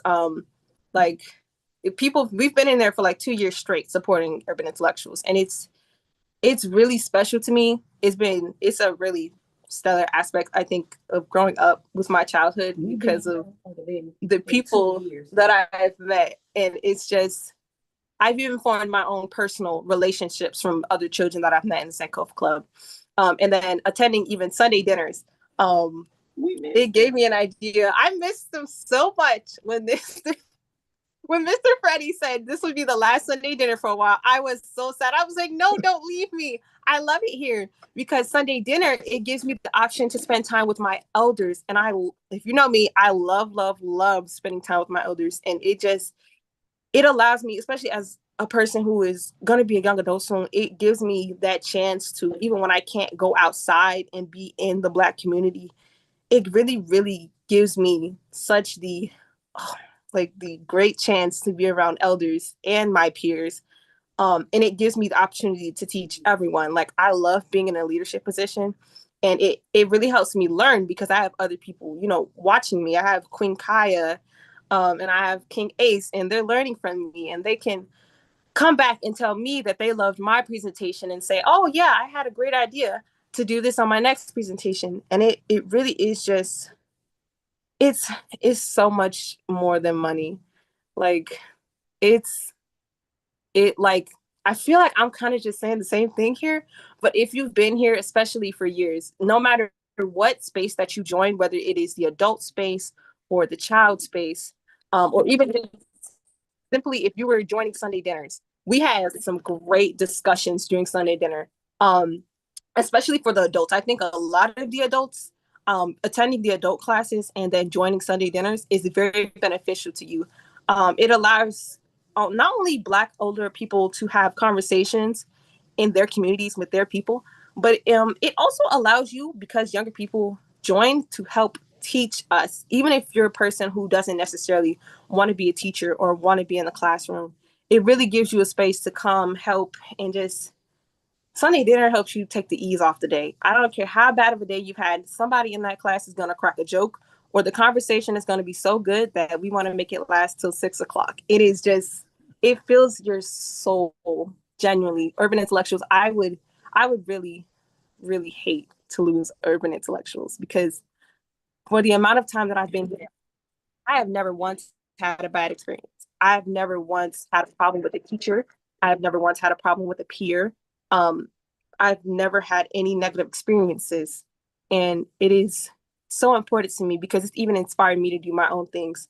Like a while ago, I wanted to start my own youth-based creative club for Black children based out of Urban Intellectuals. Like, I wanted to work with Urban Intellectuals and create a creative club, because so many of us have talents. I mean, the children are amazing. They play instruments, they write, they sing, they do poetry, and it all stems from urban intellectuals because a lot of us in the group are homeschooled, especially if you do have homeschooled grandchildren or children. It is going to help you so much, even with like a curriculum, if you don't have one or if you're having problems making one. And that is even like for me, like I say, when it inspired me to make the youth creative club, that is something that is going to look good on my resume. That is something that I can take to college. Even with my teachers teaching me, these are people that I can ask for letters of recommendation. Urban intellectuals and the people here is something that it sticks with you. And even if you're here for like 6 months, a donation, joining a simple event, like if you attended the food event where Mr. Freddie joined and was cooking chicken, that event was so funny. Even if you don't think that you're ready to like learn, or you don't think you're going to learn much, joining simply a Sunday dinner or an invite is going to help you see what urban intellectuals can offer. And you'll probably join a couple events and then just get more and more interested. And then if you've ever seen a presentation from the children, which we used to do in Sunday dinner, that definitely, I think, helped a lot of people join or at least buy it for their grandchildren or their children, or even for themselves. Someone in the chat actually said that they bought the adult membership as a birthday gift for themselves. And I think that would be great for a lot of people here. Even if you want to send it to an elder, a senior citizen, your grandma, it is really just, it is so beneficial. Like I said, this is something that is gonna stick with me for life. I never want to stop coming here, like ever. I don't want any of you to leave me. Even being in the Sunday dinner space, like I had an idea that again could help me further into my life. I wanted to interview the elders of the urban intellectuals that consistently come to Sunday dinner, because a lot of you people here have your own experiences. You guys have lived through the hardships. And as older people, some of you are willing to share your stories. And as someone who wants to be an archivist, I think that those stories should be taken care of. I think that those stories deserve to be written down and shared. And it's very important to share those things, not only within myself in my home with my siblings and my family, but also for those things to be documented, because some of your stories and just the things that we've been through, it belongs in museums. It is just simply, it is, urban intellectuals is too good of a space for anyone to come here and say that they've never learned anything, to say that they're not interested, to say that they didn't gain something, even if it was simply companionship. So I just want to say thank you, because you guys have been such a stellar part of my life. Everyone here, not even just Mr. Freddie, but thank you. Big thank you to Mr. Freddie. Big thank you to Mr. Miko. Big thank you to Mrs. Gwen. Love you, Mr. Tyler. Oh my gosh, I love him. I want to say thank you to Miss Dr. Adine. All of you guys have taught me, even the elders here. I want to say thank you to each and every one of you that has ever thought to share your story in Sunday dinner, because you guys, you just really inspire me to not only be a better person as I grow up, but also you guys all, every single one of you inspire me and the other children to be the leaders of tomorrow. I think every one of you constantly reminds us that we are the future, and that puts a weight on our backs. But the way you guys do it and the way that you guys help cultivate that for each and every one of us is so much more. I take it so much more deeply than you probably think I do. I really, you guys are my elders, and I respect you, and I say thank you to each and every one of you. And if I keep talking, I'm going to cry. So thank you. Wow. Wow, that was amazing. Thank you. Yes, we got to cut you off because y'all ain't going to get these thug tears out of me today. That was beautiful, young sister. I definitely appreciate it. Thank you. I'm so glad that you're enjoying the space. And we're not going nowhere. We ain't going nowhere. Can I say ain't talking to the youth? I probably shouldn't have said that, huh? Okay. I needed some humor. Y'all working me today. Okay. All right. What's that? A little misty-eyed there. No, that was beautiful though. Like, wow. Tamiko, you going to add something to that, or? I'm just saying, see, Yeah. I mean, wow. There are no words. I'm behind the scenes texting Freddie like, Like if we get through this, this is what we have to do. Like When we get through this, when we when we get through, get through this, and we're going to assist you in that creative community. That sounds like a beautiful idea. I love that. And we would love for you to interview. We would love for you to do anything you want to do here and around this project, Queen AJ, Advisor AJ. She is aging out of our program here. That's wild. Like time flies, but I love it that you talked about how it's a little family growing, right? It's a little family. Now we need to make it a big family. And this is to Brother Asa's question or comment earlier, like we need to highlight that, right? Like how about we just allow the superstars in the program to talk about the program, right? And like what they're getting from it. And so it's just a built-in marketing campaign. And of which y'all, Tamiko has been saying this, forever. So, all right, I'll say you told me so for you, so you don't have to say it. So, all right, Sharon, you got questions, thoughts, comments? Hi, this is Sharon. I am the former Pharaoh's parent, and I just have to come on to compliment Queen AJ. You guys saw her. She doesn't need any of my accolades, but I'll give them anyway. And Queen AJ, I always say, hand on my heart, you are a living promise. Your knowledge and your willingness to be a leader, a critical thinker, and you're so family oriented. You come to every class, your siblings and your mom and your family are engaged, and we see you in that space, setting the example. And I said this last week, Queen AJ, you remind us that young voices are not future voices, but right now. And I just want to say to you, thank you for your courage to present to Sankofa Nation and everywhere you go.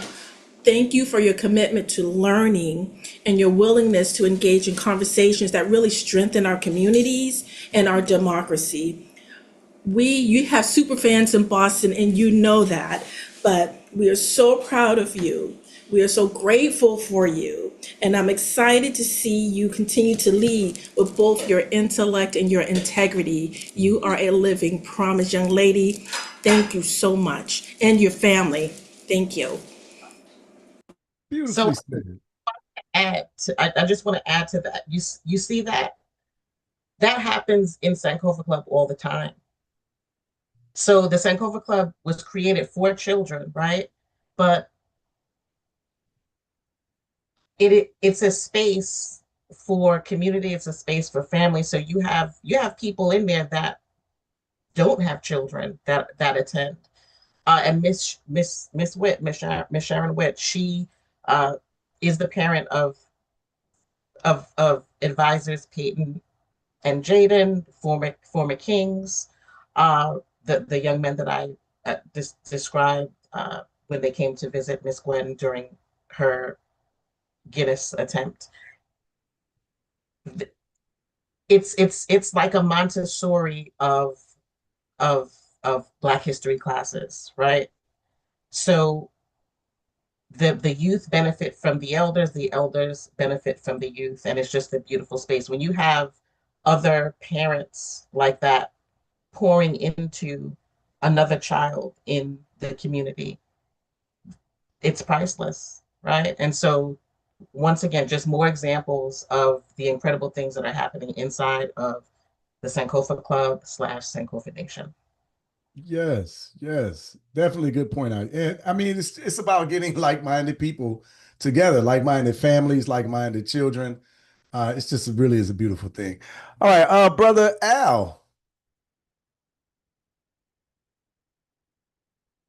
You muted, sir.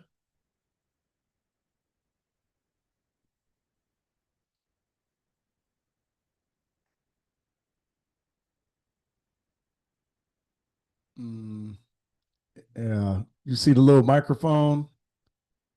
I don't know what happens when I say ask to unmute.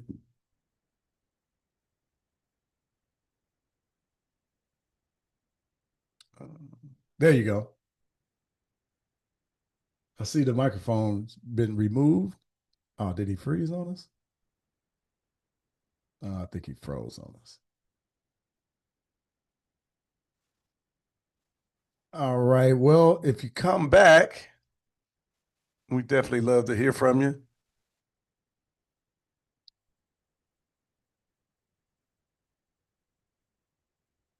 Especially in this environment. Okay. Please consider working with a marketing consultant if you don't right now. For some reason, we can't hear you. And you're unmuted. You're missing so many opportunities, especially in the environment as administration and the Heritage Foundations wants to erase the history. Yes, you're right about that. Yes, we can't hear you. I don't know. I'm not sure what's happening. Maybe the microphone isn't connected. Can somebody got a tip for Here I am. I can talk. I didn't realize you had unmuted me. Oh, okay. Hi, my name is Diane Bryson, and I've been following you for a year and have tried to get on to meetings and events and had not had any luck. Either I guess I got there and waited and things were delayed and I couldn't wait much longer, so I got impatient.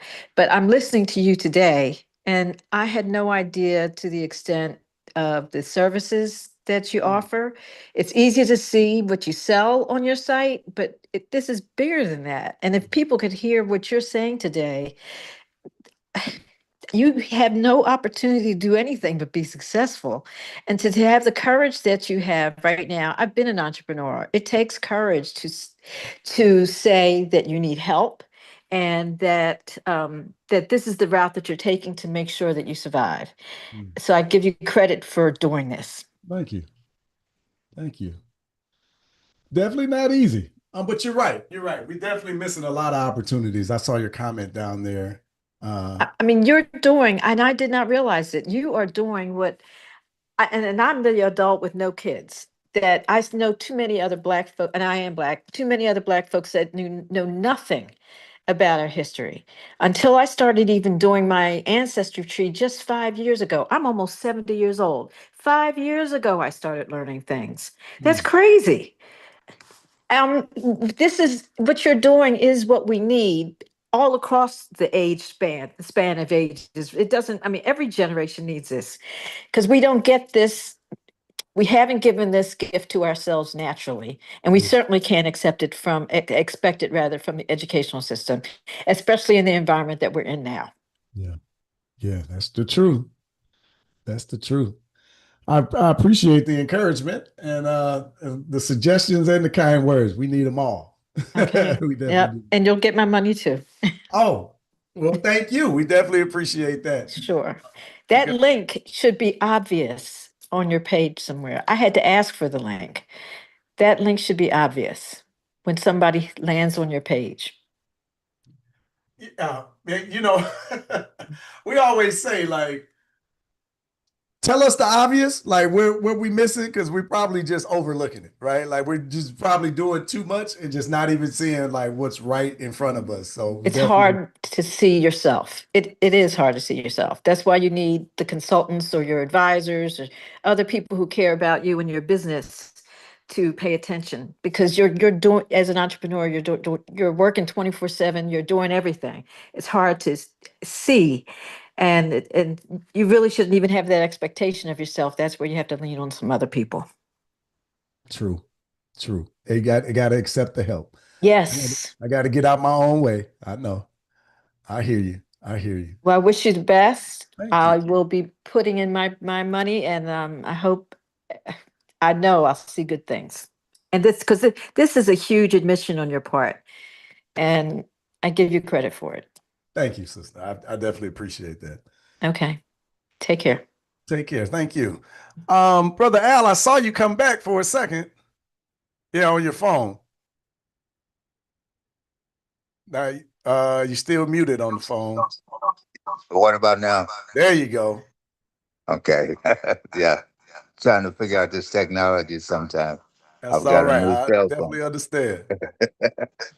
But anyway, what I was going to say is, first and foremost, I'm an avid supporter of urban intellectuals. I truly believe in the importance of what you do.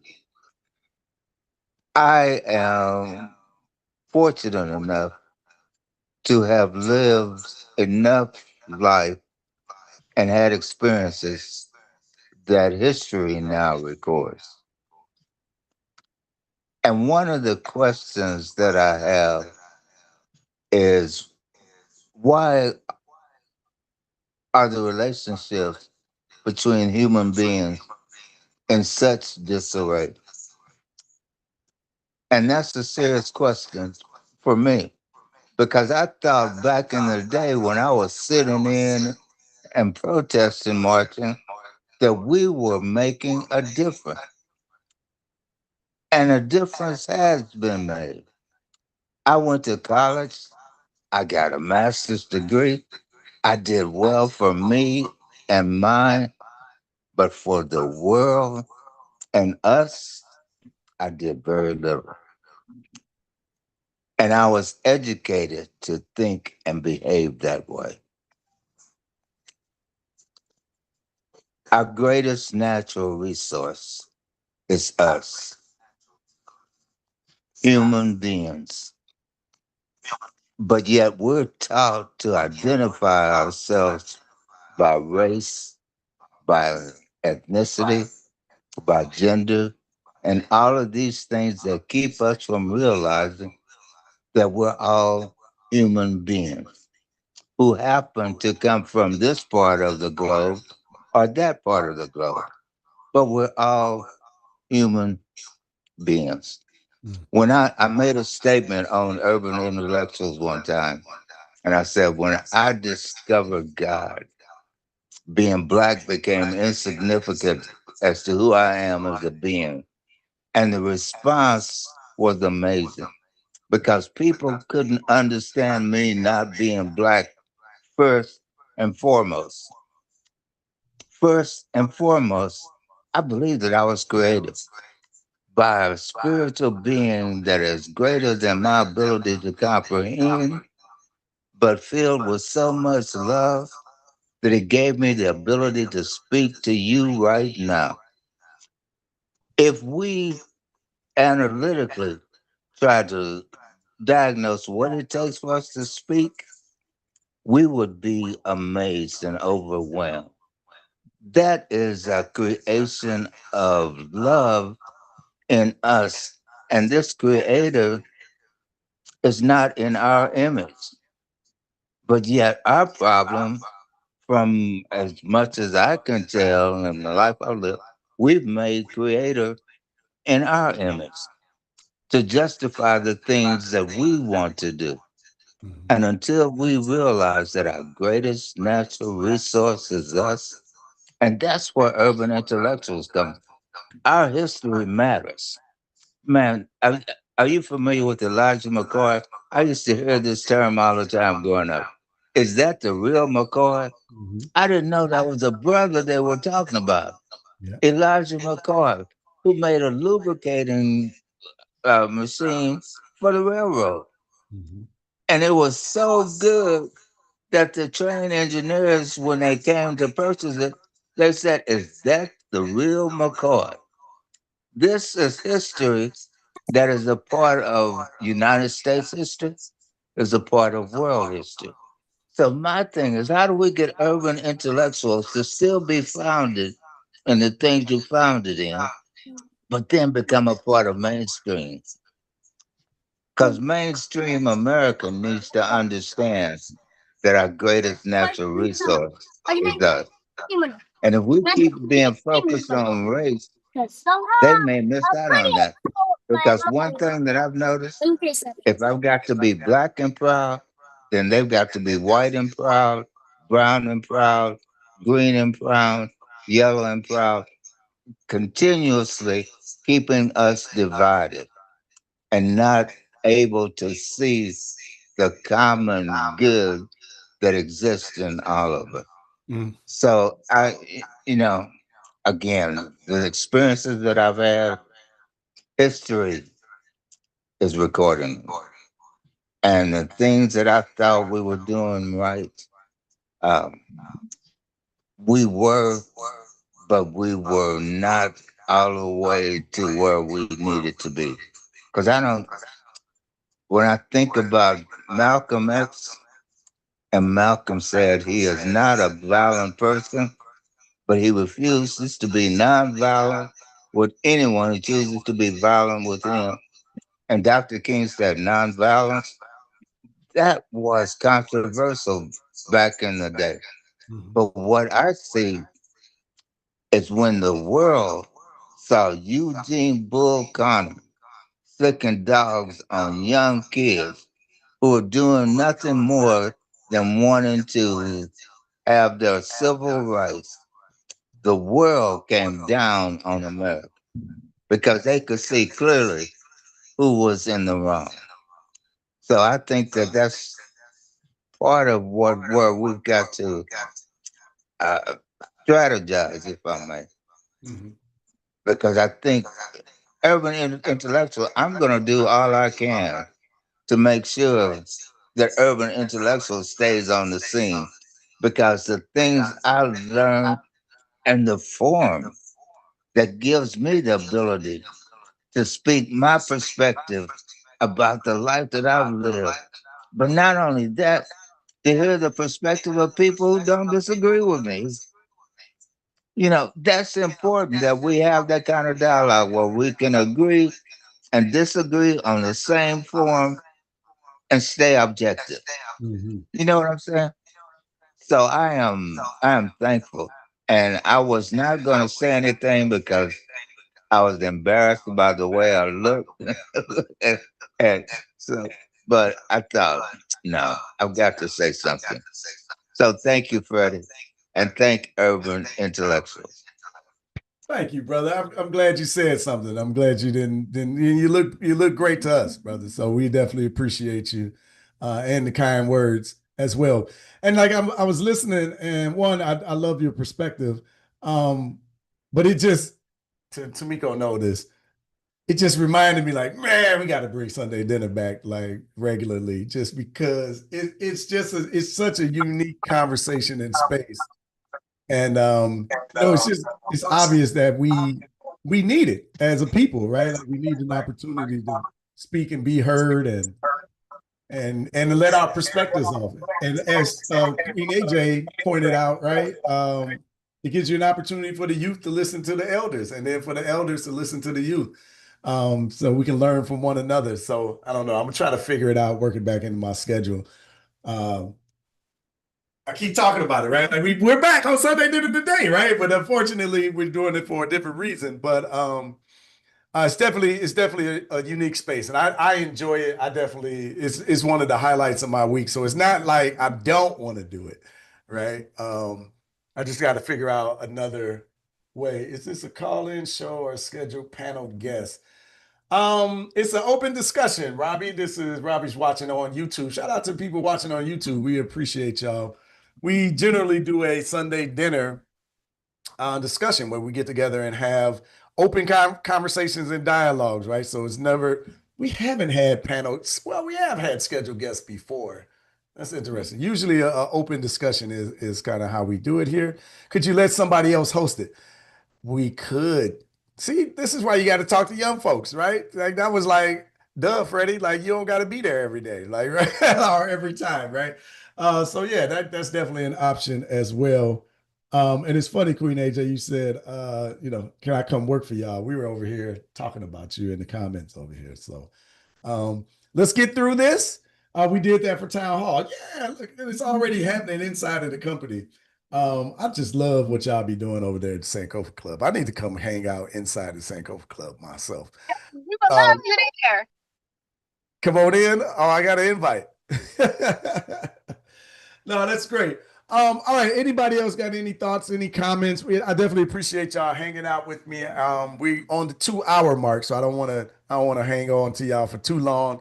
We might be back next week for another conversation and to weave things in. But this was much needed for a variety of reasons, right? I wanted to make sure we talked it all out. I shared everything. We put it all on the table and let you know where we are as a state of our company. But we gonna fight like hell. right? We are gonna fight like hell. Y'all gonna get sick of me on this social media. You're gonna see me everywhere, but we got to keep the dream alive.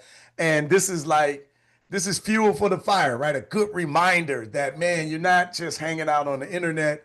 You're not just doing things. Alexa, stop. I got every 2 hours, Alexa is reminding me, hey, you need to drive this fundraiser, right? So I appreciate that. Queen AJ, go ahead. Let me let you in before we get out of here. All right, my final comment is I do actually need Sunday dinners because I miss hanging out with my old people. Come on. Know what it is? I need my Sunday dinners. So you got to figure something out. I'll host it.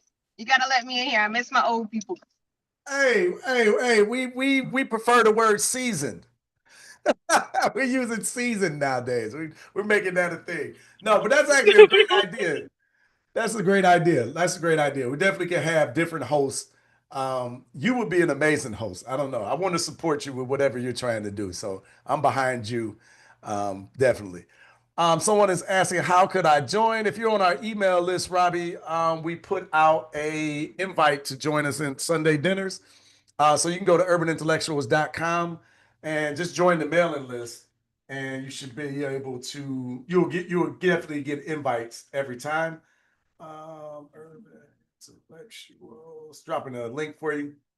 I should have been dropping that over there too. I could have gave you an invite directly to the Zoom. So next time I'll have to remember to drop that over there as well. So sorry about that. But the Zoom environment is definitely, you can definitely engage and comment, be heard yourself a bit better.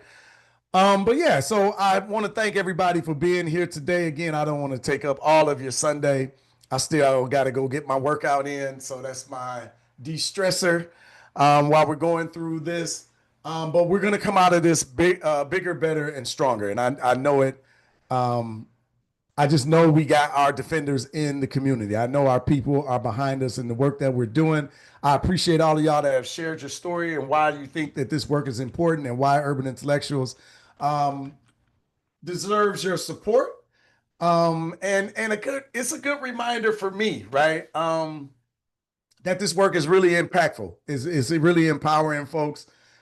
People are really using it to pour into their children, their grandchildren. They're really using it for community. They're really using it for the knowledge of the teachers that are involved.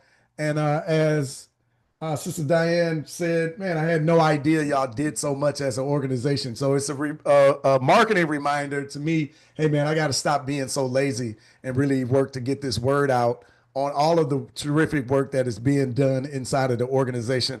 And I have to stop you there. I have to stop you there, Freddie, because you're not lazy. Like people, like you're all over social media. No, like people are using AI. Okay, people are using AI to mass produce videos. You are recording your own videos. So although, like if you see Freddie on your timeline, on TikTok, on Instagram, on Facebook, in ads, like Freddie is, he's selling himself short. He's a visionary, and yes, he loves, he likes to be spontaneous with things and whatnot, but he's accomplished a lot with Urban Intellectuals. I mean, we've taken people to the motherland, right?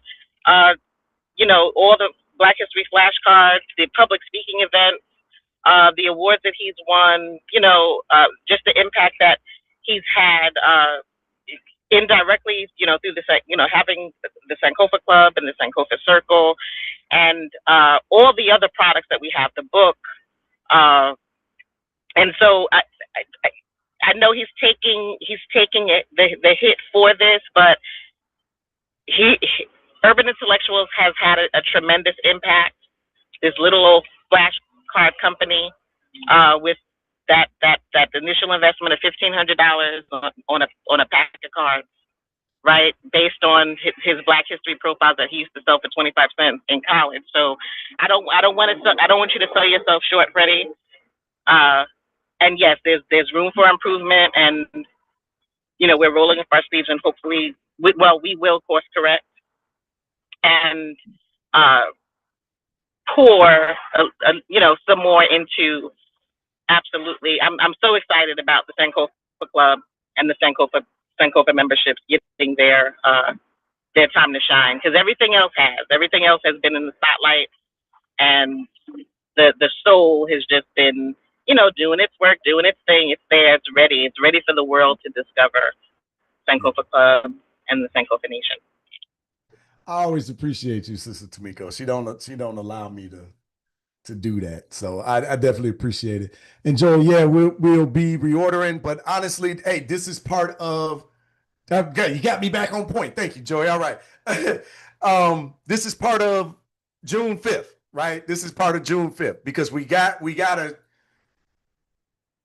pay the shipping company so that they can release the rest of the books. That's why we put it out of stock, right? So we got to generate the cash to pay them off so they reopen the shipping. That's part of the issue. This is why January the 5th.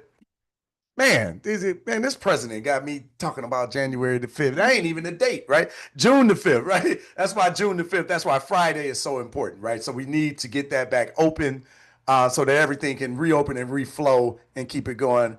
I think you can make a great host. Yeah, I think Queen AJ would be fantastic, right? Thank you, Joy. Appreciate that. But yeah, so that's why we're in this fight, right? So we just got to get that. We got to get over this hump. This has really gave me the juice and the energy. So if you think you see me on social and you see me screaming about this stuff before, I'm definitely gonna ratchet it up a few notches. I'm gonna go down to my basement. I'm gonna go move some weights around and blow a little inner steam off, and then I'm gonna get back at it. But I appreciate y'all being here. I appreciate y'all support. Please like, share, push the campaign out further. Tell some friends. Tell everybody you know, right? We're going to go ahead and save this movement, and we're going to turn it around, and then we're going to blow it up, right? And then we're going to do some fantastic things. We're going to support Advisor AJ with her ideas and what she wants to do, pushing the youth creative program. I don't even care. Whatever she's trying to do, I already know that the sister is going to do it. So if we can be a part of it, I think that'll be wonderful. But I promise y'all, we're going to course correct, and we are not going to take our eye off of this membership ball because it's just too important to the future of what we're doing. I saw somebody with their hand up. Did you have a thought, comment, question? I'm here if you here. Okay, put your hand down. All right. Oh, back up. Brother Al, all right. You got to unmute. Where'd you go? Okay, how about that? There you go. I don't know if I made it clear now when I said our greatest natural resource is us, human beings. That's because we have a mind. And with the mind, we can create anything we want to create. So, and tapping into that resource, we can solve any problem that confronts us, or we can learn not to use it. Yes. And be the subjects of whoever is controlling our mind. So I love it. That was my thought. Thank you, good brother. We definitely appreciate it. All right. Mama AJ has a comment. All right. We get the whole family. Oh yeah, I've been here in the background. One of the things that I want to say is the pandemic. People do not know how hard that time was on us. We're talking about being in a community where we are seen as the minority and where we were living at the time and things of that nature. And finding and participating in Sankofa Club during that time really gave us that key, that other piece that was missing. Because I can talk to my children all day, right? I can tell them so many Black history facts. And of course, I tell people all the time, I don't play about that. This is a Black household and we're going to act accordingly. I don't care about nothing else. However, when it came to dealing with that and we're still having the influences of other individuals, who the children can play with and things being limited. Sankofa Club in Town Hall, during Town Hall, that was the time where we opened up the space for the children as well to be able to express themselves and talk about their concerns with people who actually care. There was a teacher recently who sent children home on assignment to talk to adults. Just go home and talk to an adult. 70% of those children, I repeat, 70% either had no one to talk to or nobody that would talk to them. Wow. About the impact that Sankofa Club makes, the difference that they make for children who may be experiencing that. Because it was important to us. Mr. Freddie, my sister calls me a racist, but she loves coming to Sunday dinner with you. So I would have to send her to leave. They said, y'all be in there talk. I said, nah, but you like Mr. Freddie. Mr. Freddie pro-black like I am too. So you can't call me a racist no more.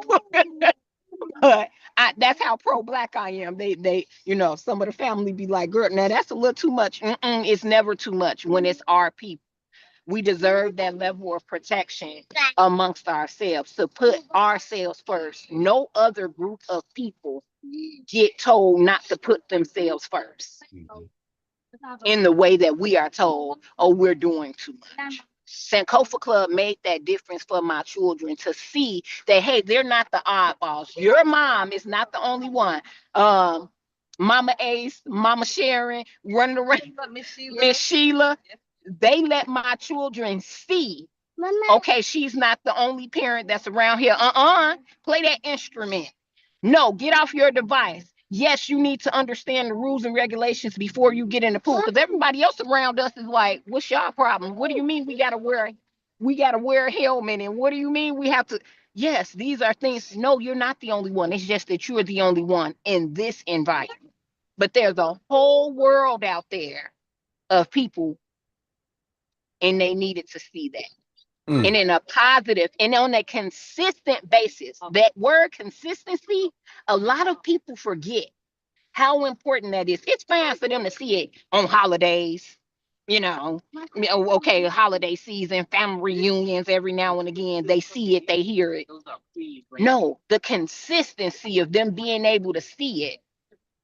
Every class, every town hall, every Sunday dinner, even my children were involved, even in the just you calling a meeting. They still hear it. It's on blast. Turn everything else off.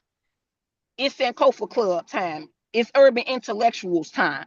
Our family has gotten so used to it. Oh, y'all about to go do the urban intellectual stuff, because they know I'm cutting everything off. This our family too. Okay, we had enough time with y'all. If y'all want to join us, we going here. I can send you the YouTube link or whatever. Yes. I love it. I just want to. If y'all was 7 days a week, we would come every single day. I mean that with full sincerity. I would clear my schedule. I would not go out with friends just to come here. Girls. Guys, on her prom, the day of her prom, Queen AJ came and still. And we were in the car driving to the prom an hour away. We still came to town hall. You guys are important. You're very important. Wow. And she looks so beautiful. Wow. Yeah, that's beautiful. Thank you for sharing all of that. It's like, y'all, I'm telling you, you don't realize the impact that something that you're doing is having. So I appreciate y'all for sharing all of this and, for being transparent. But I think this even underlines us getting together in person even more, right? Like having those families come together and actually meet. Like that would be amazing. Think about that. I think about meeting y'all, right? Like I got to start, as I'm traveling, I got to start saying, hey, I'm in, I didn't even realize who's in Boston? Mama Sharon is in Boston. I was in Boston. Like I was in Boston earlier this year. It didn't even dawn on me to say anything. Like we could have met. We could have went to dinner or something. That would have been really cool to actually meet y'all in person. Carpet for you. Yeah, I was down. I loved it. I loved it. It was really great. Yeah, so I don't know. I gotta do more with sharing and getting into the community and all of that. But first things first. June the 5th, right? Is coming up. So we definitely want to knock that down and so that we can go ahead and start following through on some of this stuff. I am touched. I'm deeply moved. I appreciate y'all sharing all of that. It's just a good reminder. Let me go rest and gear up for the fight and stay in it so that we can keep these doors open and we can keep this movement going and we can continue to grow it. Because I think 2.0, you're gonna really appreciate the next 10 years. Because now I got my head out of my backside. I understand where my focus needs to be at. And we're going to continue to build this platform and this movement. So I definitely appreciate y'all hanging out with me today, showing the love and the support. It definitely means a lot to all of us. And Sunday dinner is going to have to come back. I see that Queen AJ is volunteering to be a part of that. So I think that would be an interesting dichotomy to have the youth lead some of the conversations. We need the elders we need to listen, right? A lot of us need to listen. We need to hear where they're thinking and where they're coming from. And she has said she needs to hear from her elders. So I think like that would be a great opportunity to bridge some of those conversations. All right, y'all know I always have time. I never want to leave, right? I never want to get off. I never want to get off of these conversations. But I'm looking forward to having more open, fun, and free conversations that we typically have to challenge one another, to learn from one another, to grow together. So we'll be back. I'll be back tomorrow with, I think, Sister Gwen. I'm not even sure of the schedule. Tamiko knows the schedule. So we'll be doing our teachers the next 3 days. So it's live on YouTube at 2 p.m. Eastern Standard Time. I got to make sure I say that. Eastern Standard Time. We may send out invites for, I don't know. I don't want to say nothing. Just check your email. Check your emails. And we'll have an opportunity to meet up with Sister Gwen. I don't want to put another ideal in the atmosphere. I believe Miss Gwen, Miss Gwen is, I believe, Tuesday, Dr. Aiden Monday, Mr. Damon Thursday. So, but, check your emails for the confirmation of speakers, and the time is 2 p.m. There you go. All right. So 2 p.m. Eastern Standard Time. Right. I'm going to get it right tomorrow. But I definitely turn your notifications on YouTube for Urban Intellectuals also. So just in case you don't check your emails, turn on notifications on YouTube for when Urban Intellectuals goes live. Bam, there we go. All right. Click that little bell, right? Turn on the notifications. We got to start saying that too, Tamiko. All right. So remind me of that. But yeah, so definitely you don't want to miss it. We have a good conversation with Brother Damon Tyler, right? Some of our parents have expressed the importance of having Black male teachers, right? So having that element inside of the organization is really powerful. And this brother is deeply passionate about the youth. You'll see if you haven't heard him or you haven't talked to him before, you'll get it. And what I love about Brother Damon is his quiet strength. You'll know exactly what I'm talking about when you meet him. His energy is calm, he's relaxing, but he's powerful at the same time.